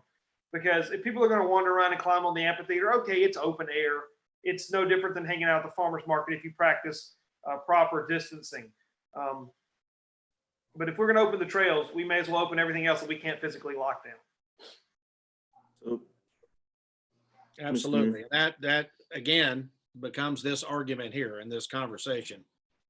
People are going to go where they want to go, and you know that. I mean, so if you open it for the farmer's market, why would you not let people walk on the trail? Now, are people going to walk on the trail and their dog's going to run onto the little football field where the USC women's rugby team? Of course they are. Are people going to walk out there? Of course they are.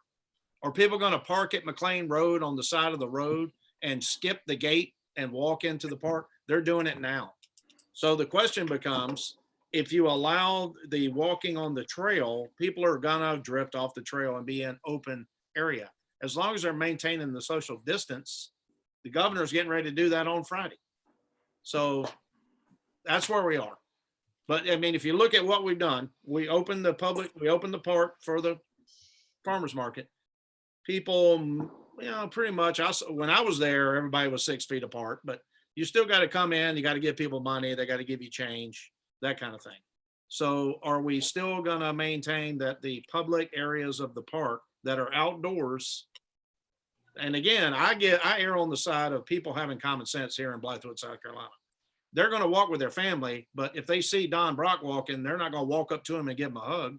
They're gonna say, hey, how you doing? And walk on around him. Just like we do on our street right here on Maple Ridge Road in South Carolina. Every day my wife and I walk, and we walk by neighbors, we wave at them. We don't go hug them.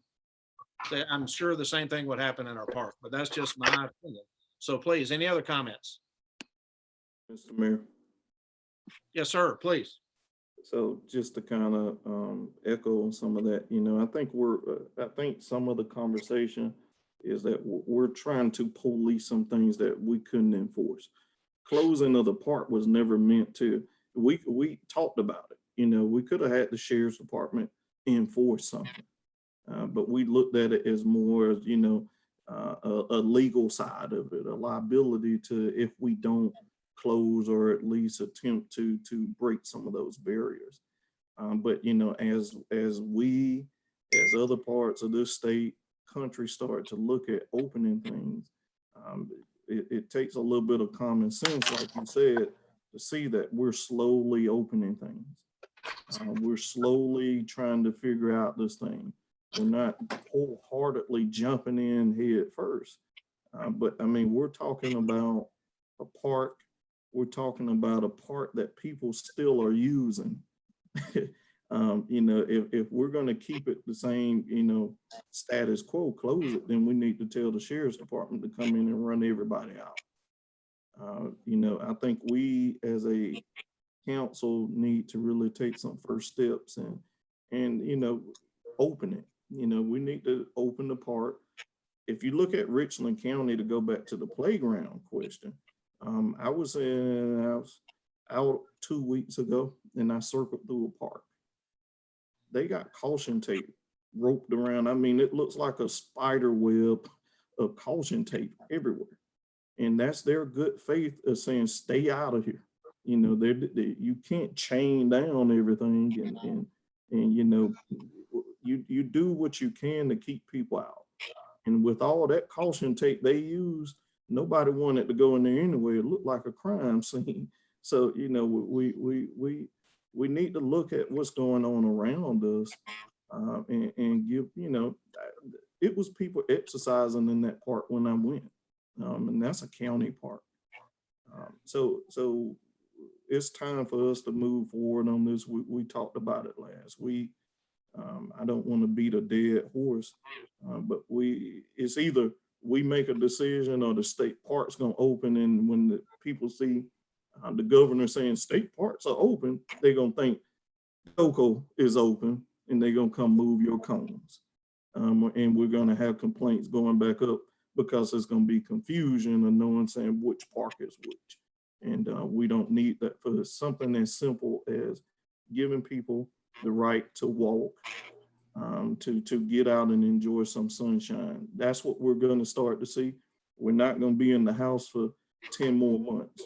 We're going to get back to some normalcy. We're going to figure this thing out. Me and my colleagues as emergency management professionals in the state, we're working every day. We're strategizing this thing every day. We're looking at supply chains every day. Just in my division alone, we have moved over 8,000 gallons of hand sanitizer in 3 weeks. We're moving supply chains. We got masking, so we're working all this stuff out in lieu of taking these baby steps. So we either get on board or we're going to be sitting back and the governor going to say everything open, and we just going to waste an hour to come back here and say we vote yes to open everything, 2 weeks after the governor say open. So we got that liberty to take baby steps. Let's do these citizens some justice and give them their park back. Yield my time. Thank you, sir. Thank you, sir. Any other comments? And Mr. Yeah, Mayor, just want to follow up with one other point. I wasn't, and I hope my comments weren't misconstrued. I'm not suggesting not opening the park. What I'm suggesting is that we need to find a way to control areas where we know there is known close contact. We know there's known close contact in the manor. We know there's known close contact in the bathrooms. We know there will be no known close contact in playground because, quite frankly, children don't really understand what's going on. That is the only concern that I have, is that if we can minimize the risk, then everything else is fair game, because everything else is essentially an open air area. The playground is too, but if this particular virus lives on the surfaces and we can't constantly disinfect these surfaces, we should close that area until. And if we need to string it up like a crime scene with, tape all over or whatever we can to secure the playground until we feel comfortable enough to allow the children of Blythewood to congregate and play, then that's what we need to do. So if there's 3 areas that have been identified as areas that need additional precautions, then I'm all in favor of opening the park as a whole and restricting access to those 3, or if you want to look at the Hoffman houses, for those locations. Everything else would be fair game, because the minute you open the walking trail, you've effectively opened the rest of the park. We all know it. But we can hopefully minimize those areas where we feel like there will be known close contact. Thank you, sir. Good point, good clarification, but yeah. And Mr. Cook and Mr. Hasselrock would have to absolutely saturate, like Councilman Sloan Griffin said, you're gonna have to wrap 15 pieces of tape around the 2 bathrooms and the playground to make sure you've done your due diligence. And as Councilman Sloan Griffin said, that people walk up to it, it looks like a crime scene. So to stay away from that. But I'm conflicted because we're allowing the farmer's market, which is fine. And I'm all for that. Y'all heard me last meeting. But to tell people they can't walk on the trail with their dog and then get back in the car and leave because they're not going to, we've all lived through this virus. I've yet to see anybody intentionally violate these rules. I go in Food Line, I go in IGA, people are maintaining your distance. Go into Lowe's to get some home improvement lumber and stuff. People are standing, when you go to check out, they're 10 feet apart, 6 feet apart. But anyway, so I had constituents call and complain about this, and that's why it's on the agenda. And I appreciate our frank discussion on this. It's a tough decision. It's hard. Because then you start thinking, well, what if we open the park and somebody gets sick? Well, people live under their own accord. They don't have to go to the park if they feel. They don't have to go to Food Line. They don't have to go to Lowe's. They could stay sheltered at home, and we're volunteering to pick up people's groceries. I'm sure y'all have neighbors that do the same thing. So it's common sense. And at some point, you got to let people make their own decision, as long as they're not letting their kids run over there and jump on the playground, which we're going to have to put a bunch of tape on it. I know. Because there are those 1 or 2 that would not pay attention and do that. And Mr. Hasselrock is concerned about that too. But anyway, I've said enough about it. Please, anybody else? Mr. I'd Mayor? like to go ahead and call for the vote and make a motion that we open the park. Okay. Mr. Mayor, Mr. a Cook. few please. citizen comments if you'd like to hear those, or Oh, do you have some comments, please? yes, sir, just a few. Okay. Thank you, Is Mr. that Mayor. okay? Is that okay with the council members? I know we have a motion on the floor. Yes. Okay. Go ahead. All righty. There was a comment about the bathrooms, asking if the bathrooms should also be open. They're open in other venues like gas stations, grocery stores, etc. That staff would clean them. Also, that the sunlight is lethal to COVID-19 virus. And finally, permission implies an invitation. The farmer's market is a perfect example. Just 3 comments on Well, tell me that third one again. I couldn't hear it. I'm sorry.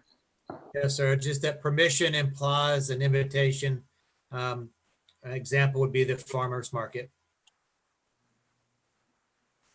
And those are it, only 3. But those are all good comments. But like I said, I want to go ahead and let's call for the vote. I'll make a motion that we open the park. We open the walking trails. I second that. All right. It's been properly motioned and seconded that we open the walking trail to the Doco Meadows Park. Any discussion? Yes, Okay, please, sir. Councilman Griffin. yes, the vote came before I had made my comment. Now, I'm not opposing to open the walking trail, but I want to address what you had said earlier about the call that came in about why do we open the farmer's market? Based on our meeting, we considered the farmer's market being an essential business, simply because we are able to get the farmers back to work. That was the reason why we opened. And I asked the question that we separate the park and the farmer's market. So we have two separate votes. But we decided on the farmer's market being an essential business, and just like the grocery store. That's why the farmer's market was open and the trail was not. Okay. Well, the question also came up in the meeting as if they're going to walk the trail. How do we stop, or we can't stop, if they want to put a football game together, a soccer game together on the field out there in the park? As the comment just came in, that when you open it, then you get basically saying that the park is open. Councilman Brock asked the question as to which situation or what areas are we talking about. We say the walking trail, but we say it's going to be open for everybody. My question early on was, what's our liability? And once we find out what our liability is, then we go ahead and say there's no liability based on factual information that's passed, then you're good. If somebody goes out there and for whatever reason gets infected or whatever the deal is, and we are of that situation, it puts us into a bad situation. What I'm looking at here is, where are we? When I hear my councilman brothers say that we want the people say this, I don't know about them, but I was elected to do the best thing for the people of Blythewood, and not my personal opinion or the whole 9 yards. What do I see is the best thing for the town of Blythewood? That's where my vote's going to go. That's how I'm going to see this. I'm old school, and I come from a great old saying that said, if everybody jumped off the bridge, would you jump too? That is just what you say, common sense. Because somebody else is doing it doesn't necessarily mean it's right. We have to do what we think is proper for the town of Blythewood. And that's where we got to think. I'm not saying the opening of the trail is bad, but we still did not define, when we open the trail, what else does that incur? Just the trail? I agree. We can't police everything. That's not our job to police everything. We made the decision, as my junior Griffin said, that we're not going to lock up anybody because they don't do what we've asked them to do. However, it's still our responsibility to do what is proper and is the right thing for the town, our people. That's where we are. That's the decision we got to make. So I do think that there are some things that we need to iron out just to make sure that we all on the same page, because technically, I don't think we're on the same page as far as what's open, what's closed. Now, we say that we're going to close, we're not going to open the playground, and we're not going to open the map, right? So all of those things are going to be gone. So if they're not going to be there, where are we with the rest of the place? How do we govern the rest of the park? If we can govern the rest of the park. I'd like to just get an explanation on that before we go to vote. Those are good comments. I mean, I take exception with several of them, but I mean, when you say the park is closed, which is what we did initially, and then we said now the park will be open for the farmers market on Wednesdays from Wednesday afternoons from now until November or whatever we voted on. Right. And then we add on the walking trails are open. And then if a bunch of kids show up down at the little rugby field, now they're in violation of the governor's law, the governor's executive order, and they can be prosecuted for that. So and I think you just said, Councilman Griffin, the senior, that when you say the trail's open, the whole thing's going to be open. That's not true. We are allowing only for the walking trail to be open. So if somebody violates that, now they're subject to discipline or law enforcement from Richland County. That's just my view of it. But if somebody wants to get out of it, park their truck, get out, walk their dog, get back in the truck and go home, to me, that's common sense. They're practicing they're doing all the things the governor has mandated in his executive orders. But I trust the people. I'm not saying you don't, but I'm just saying if a bunch of teenagers showed up and I found out about it, I would immediately call Captain Dukes at RCSD and have him go over there and break that crowd up because they're violating the law. But that's just my 2 cents. Any other comments?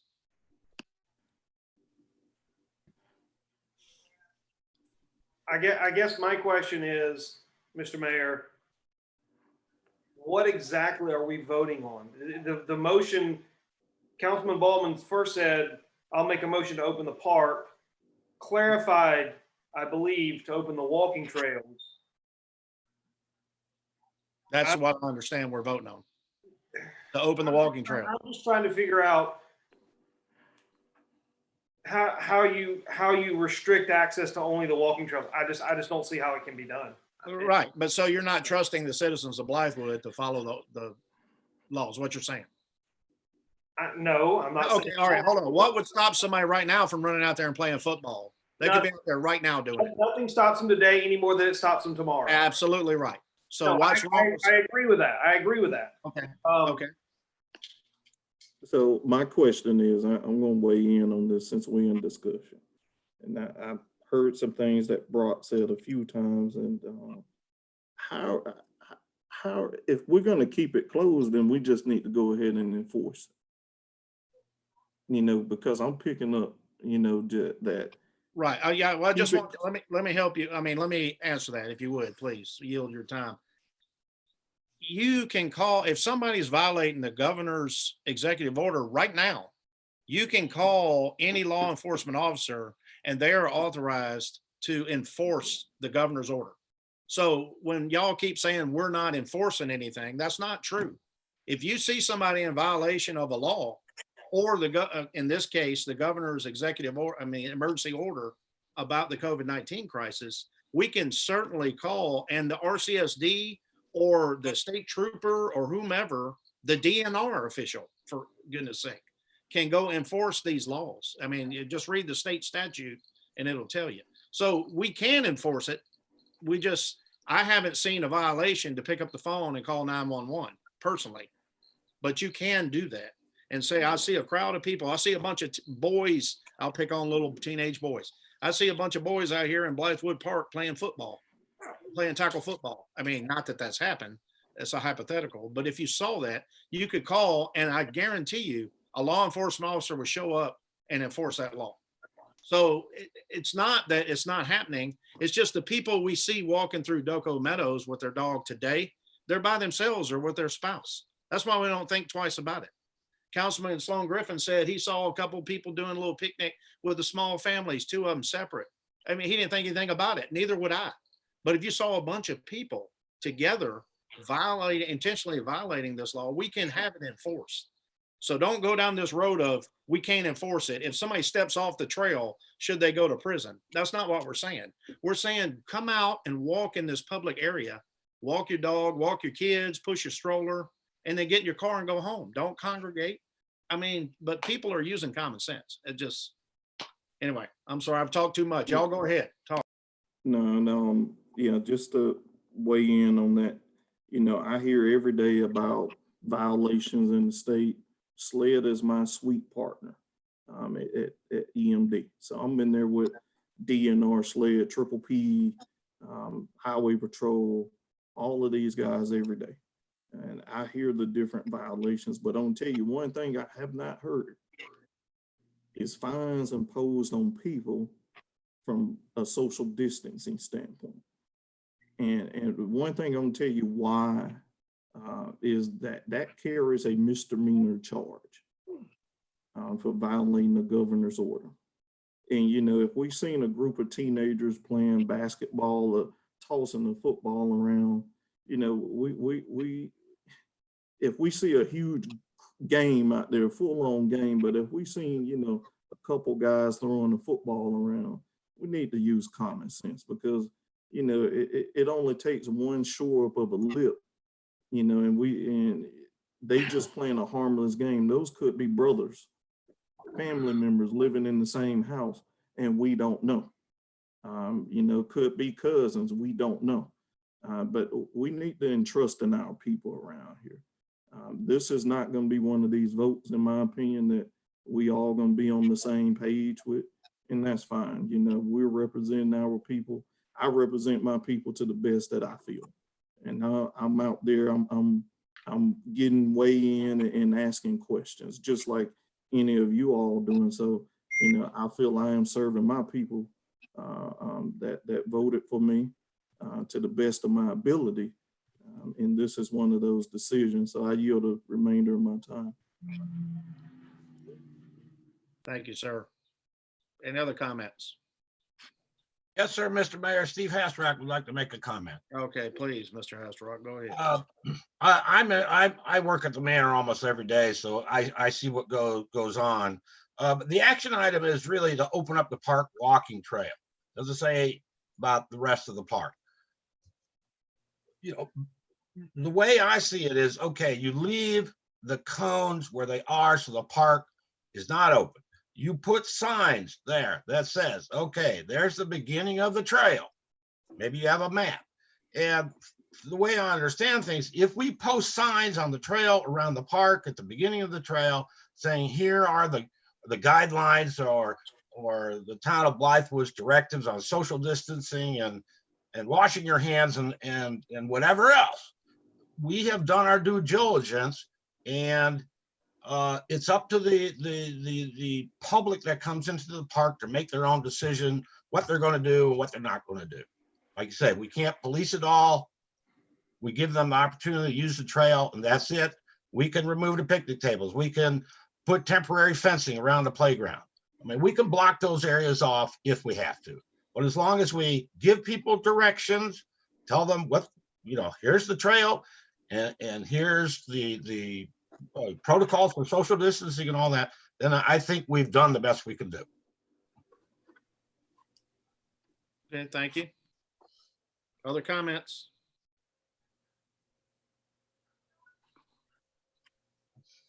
Mr. Mayor, Councilman Balkman had a motion on the floor. Yeah, before there is a we motion on started. the floor to open the walking trails in the park. I think his motion was to open the park, and I Okay, would, all right, let's let him clarify. Councilman I Baldwin?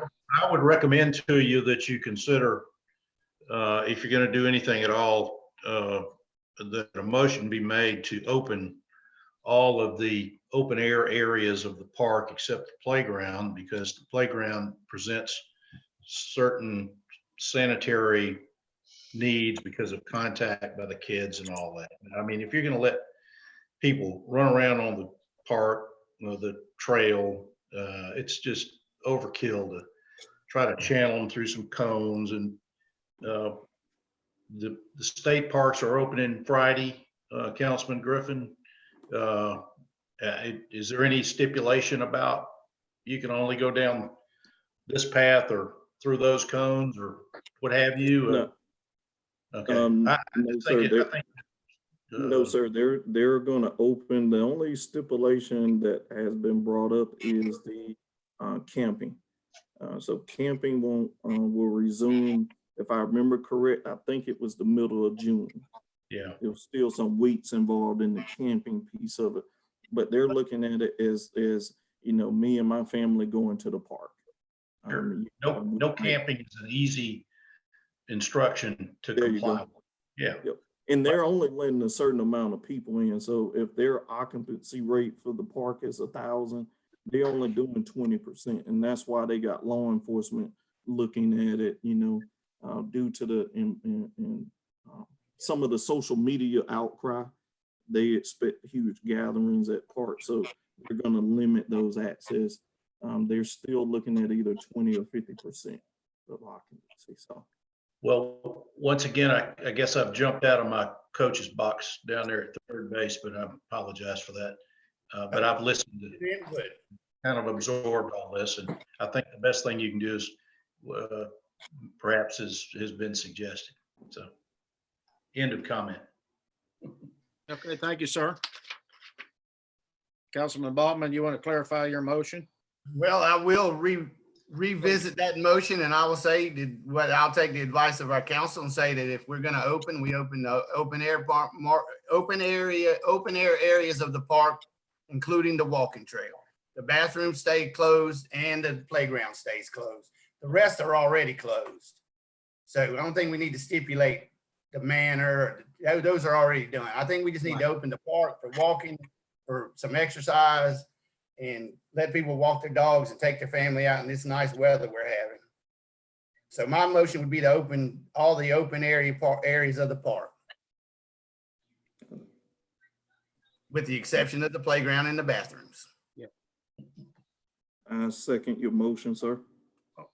All right, it's been properly moved and seconded to open all the open areas of the Delco Meadows Park while keeping the playground and bathrooms and of course the Manor and the Hoffman House closed to public entrance. Any discussion?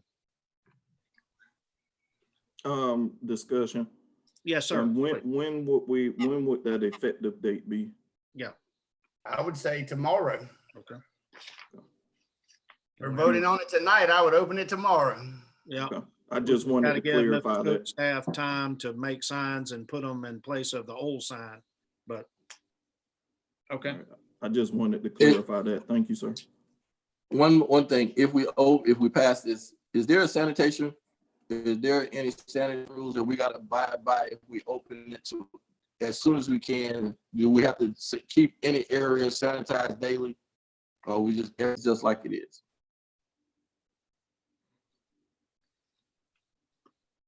I think the playground is, and the restrooms, if they were open, are particularly They're closed. concerned. They will be closed. They're still closed based on the motion. Yes. But is there any other, do we have to do any other sanitation anyplace else? I think we've got to keep everything reasonably clean, but not to the degree of deep cleaning with rubbing alcohol and ultraviolet virus killers and all that other stuff. It's open. It's an open air facility. It's nature. I think. So I think the theater would be more what I'm thinking of, the amphitheater. Well, what's gonna go on in the amphitheater? Do people hang out at the amphitheater? Surfaces, Pardon? surface. The virus carries through surface, germs on the amphitheater. It's just like it is now, but what I'm saying here is, you said open area, so that's an open area. So if they're hanging out on the banisters and the sidewalk and the whole 9 yards, and if they're infected, that carries the virus. Am I correct, Mr. Sloan? Well, I mean, the virus is gonna, somebody could sneeze on your car at the Bilo parking lot, and you could come by and 20 hours later and stick your hand on it and get the virus. So I understand that. But sure. this is what we're talking about, in particular the park here. I'm just getting clarification. I just want to know what the clarification. What do people do? What do people do at the amphitheater?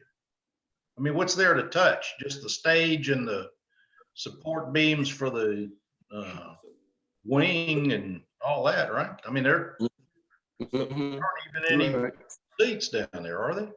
so. To answer your question on one thing, I'm sorry, Mr. Hasselrock, go ahead.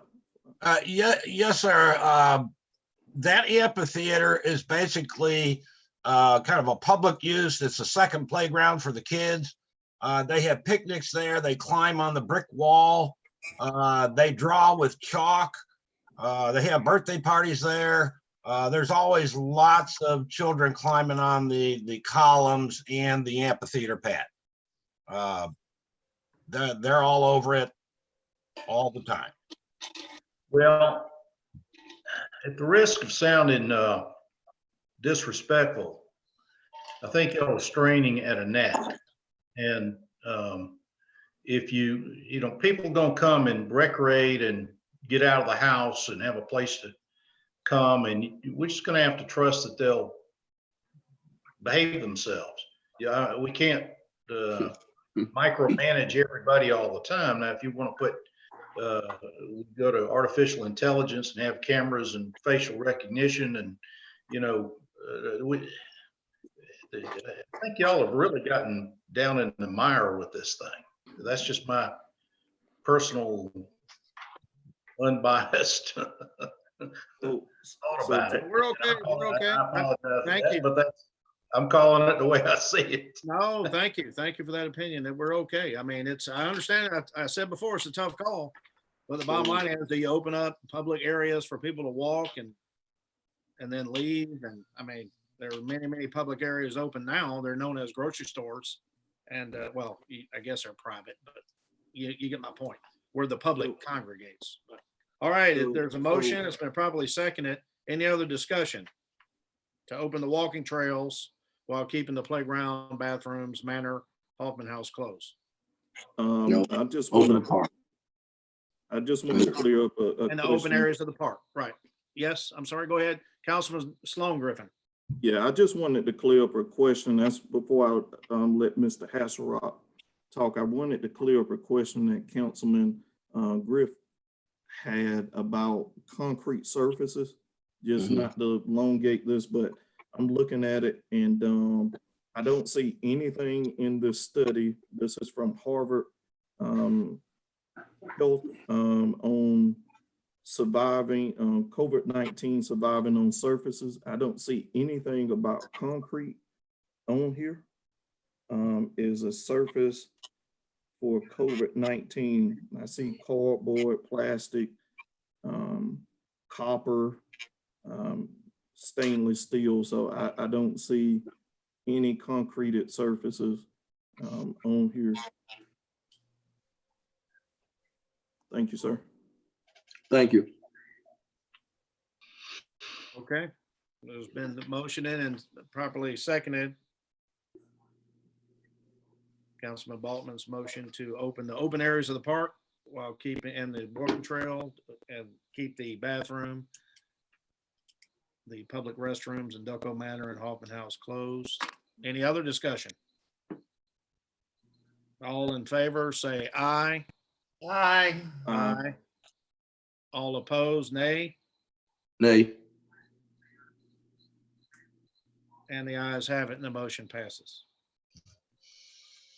All right, moving to item number 2, action item, the final report of the Rib Fest, which of course we always award 80% of any H-Tax, A-Tax grant initially, and then after the final report comes in, we vote on the remaining 20%. So I will turn this over first to Mr. Hasselrock. Go ahead, sir. Yes, sir. Thank you so much.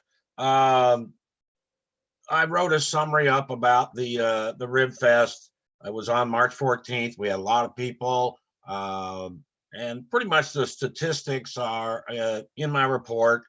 First time event, 2,500 plus people, 40 cooking teams, prize money. We had bands from 12 to 9. So it's pretty much there in black and white.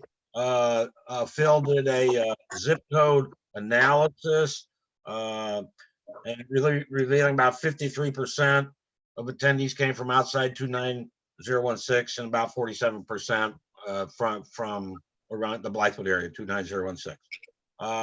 The initial amount approved was 14,900. If the 20% is awarded, it's $2,980. So, and that's Phil supplied all the supporting documentation. Okay. All right, thank you. Council members, you can see on the screen before you the final report. Of course, Ms. Cowan sent it to us earlier in the week. Last week. Any other comments?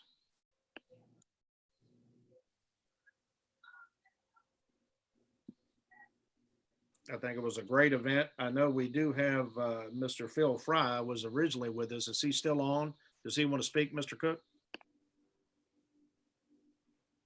Yes, sir. He's still on. Mr. Fry, you have anything to say, sir? I say thank you for it being able to come off. It was a great day. And open to any questions anybody may have. So we're looking forward to next year, right, Mr. Fry? With twice the amount of ribs. There you go. Appreciate it. Okay, thank you, sir. I think everyone had a good time, well received from my circles and the folks I spoke to about it, and looking forward to it. Let's hope we don't have as Councilman Sloan Griffin said, a resurgence of the COVID-19 this fall. And if it does happen, let's let it happen after our Rib Fest, because it was a great event and well received. Any other comments about the final $2,980.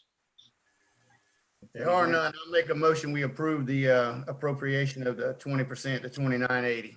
All right, sir. Second. All right, it's been probably motioned and seconded to approve the 20% remaining, the $2,980 to the Rib Fest. Any discussion? Mr. Mayor, I'd just like to make one point. sir. This is actually a perfect example of what had been discussed prior in regards to council effectively putting seed money into events and then over time dialing it back. According to Mr. Hasterock's report, this event with the additional $3,000, let's just call it up, will report a profit of $10,500. They were awarded basically $15,000 for this past year. So this may be the poster child for what we're looking to do, as in you seed an event that is successful, and then next year, you know, we could say, okay, you made $10,500, you asked for 15. Well, you know, we can give you 7 or 8. And then the following year, now you've got $15,000, $17,000, $18,000 on hand. Maybe you kick in $2,500. I'm not saying that we don't continue to support events like this, but I say kudos to Phil and his staff for operating in the black and, you know, putting on a fantastic event that will only grow, because who doesn't like barbecued meat and adult beverages on any given Saturday? And so I think that it makes a lot of sense to seed events like this, and then, you know, at some point pull back so that we can seed other events. You know, it worked out great. I attended. I know I saw most of you there. We had a great time. I just wanted to point out that, you know, if we are going to adhere to the idea of helping events get started and then moving on and finding other events, this might be the poster child for looking at that mindset. Thank you, Mr. Mayor. Okay, thank you, sir. Any other comments?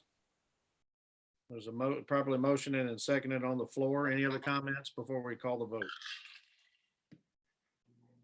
Okay, hearing none. All in favor say aye. Aye. Aye. All opposed? The ayes have it. The motion passes. Thank you.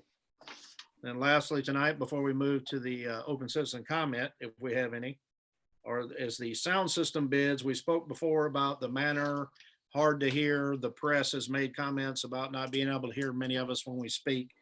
And of course, we put out bids. So I'll turn it over now to Mr. Cook.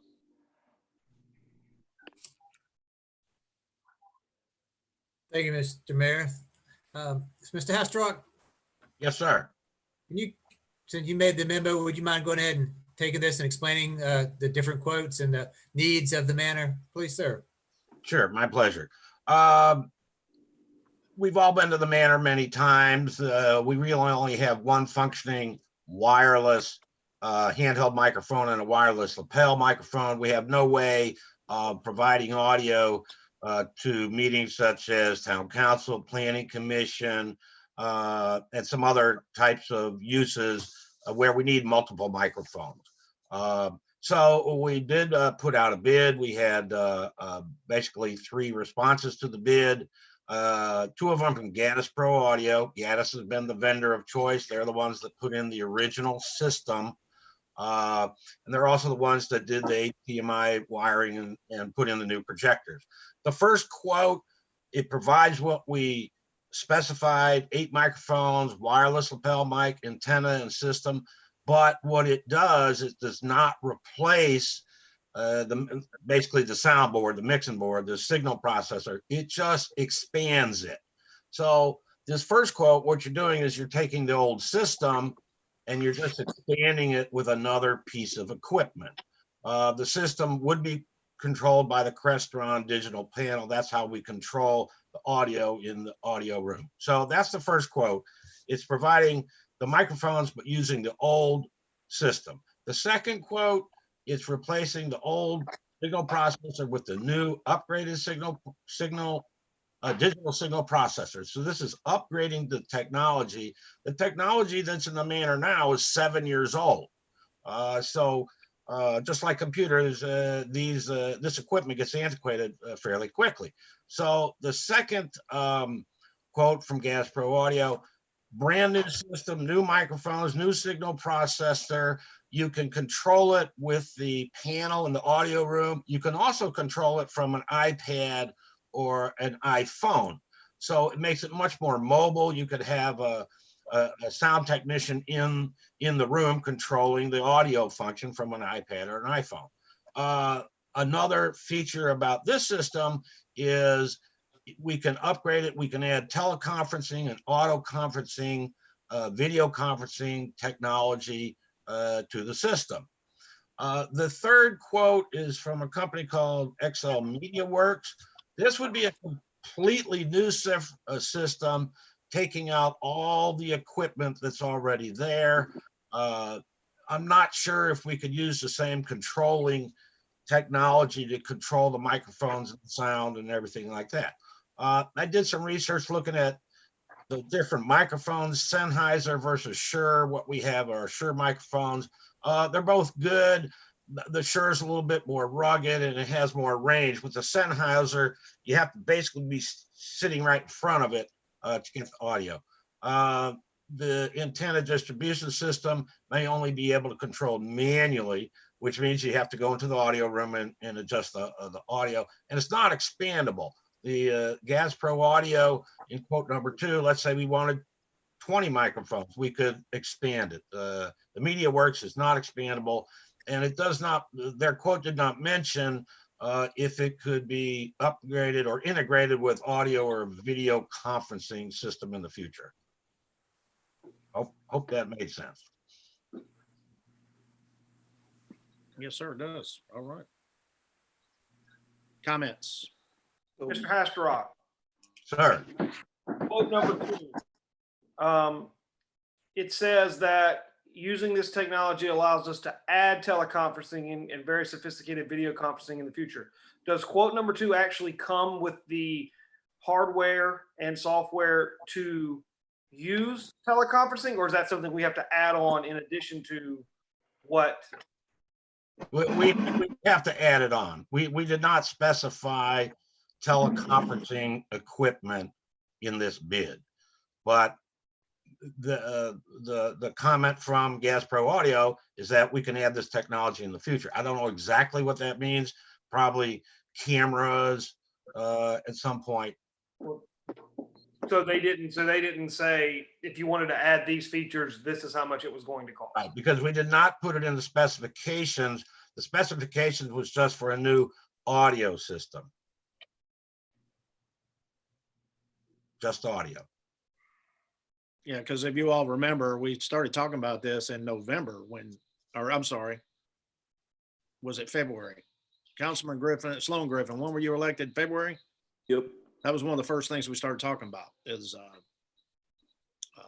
displaying our public meetings on different social media website. But I do think quote number 2 will give us the better edge in moving in the realm of technology to probably showcase our meetings from a normal setting when we get to that point. And just by reading it, it really sounds like we'll be able to control some functions from an iPad type of setup, and probably even when we get to that point of adding cameras to it, or a camera to go back into this live feed of YouTube and doing a normal setting. So I think that the second quote, and I see the recommendation is for the quote number 2.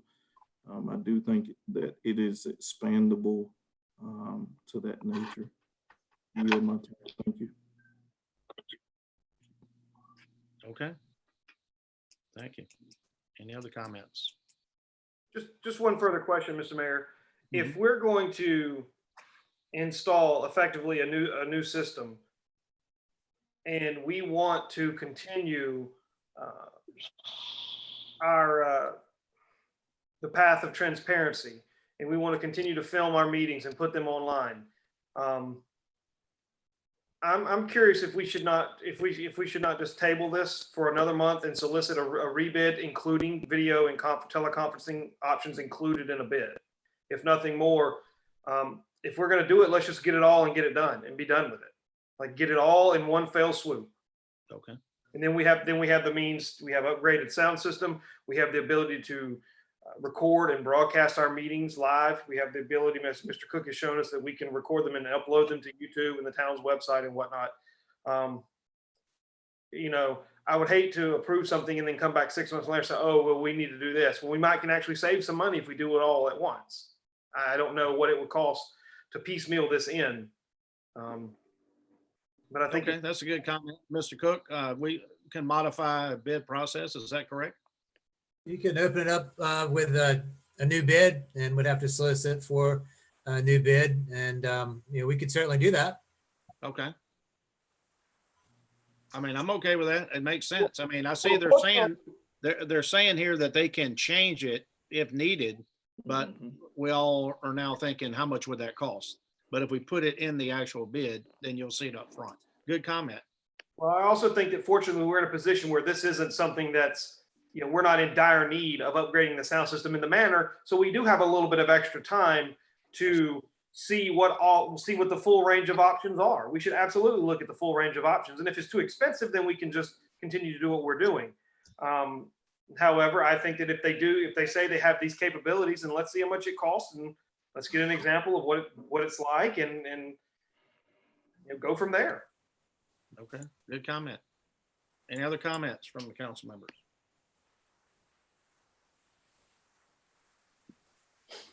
Okay, we'd have to Ready have a for a motion motion? to table it.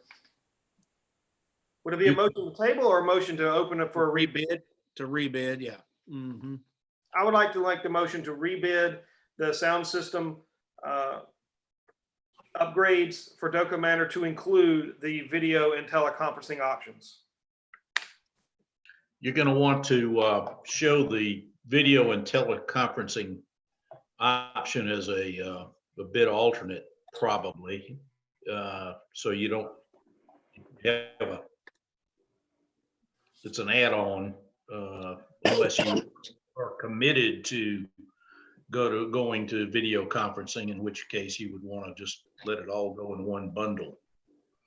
Well, I would assume, Mr. Meggs, I that think these one bundle. bids are still good. I mean, we I'm would still sorry? have them, right? They could just do an add-on, like you said.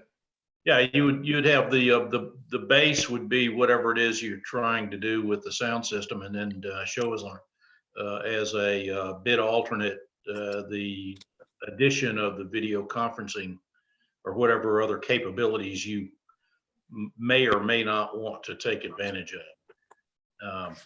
Just a suggestion, it could be that all this stuff is so sophisticated it all does it anyway. I don't know.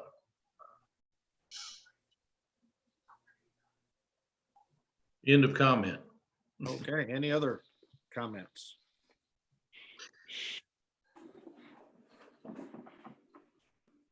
Well, if that's the case, Mr. Mayor, I will make a motion to amend the motion to include an add-on for video and teleconferencing in the new bid process. Okay. Second. All right. It's been probably moved and seconded to amend the bid process to include the video and teleconferencing capabilities. Any discussion? Hearing none, all in favor say aye. Aye. Aye. All opposed? Any nays? The ayes have it. The motion passes. Thank you. Now we'll turn back to Mr. Cook, and any council member who may know of a citizen who'd like to speak at this time, we move to open citizen comment. Does anyone know of anybody wishing to make a comment?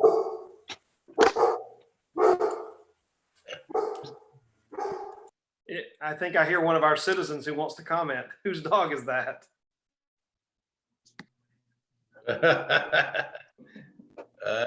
Raise that hand. I don't have any, sir.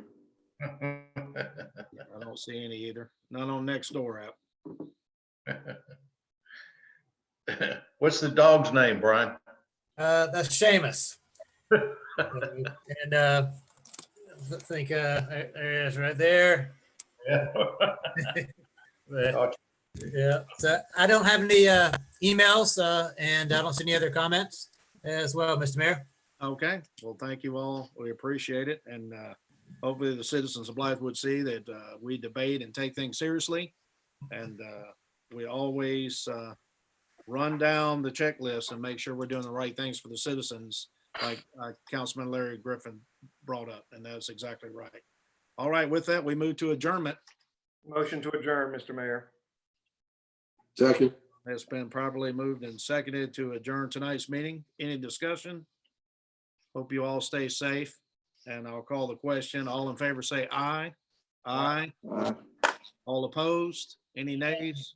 The ayes have it, and we are adjourned. Thank you all. Thank you, sir. Good night. Have a good night. Thank you. Aye.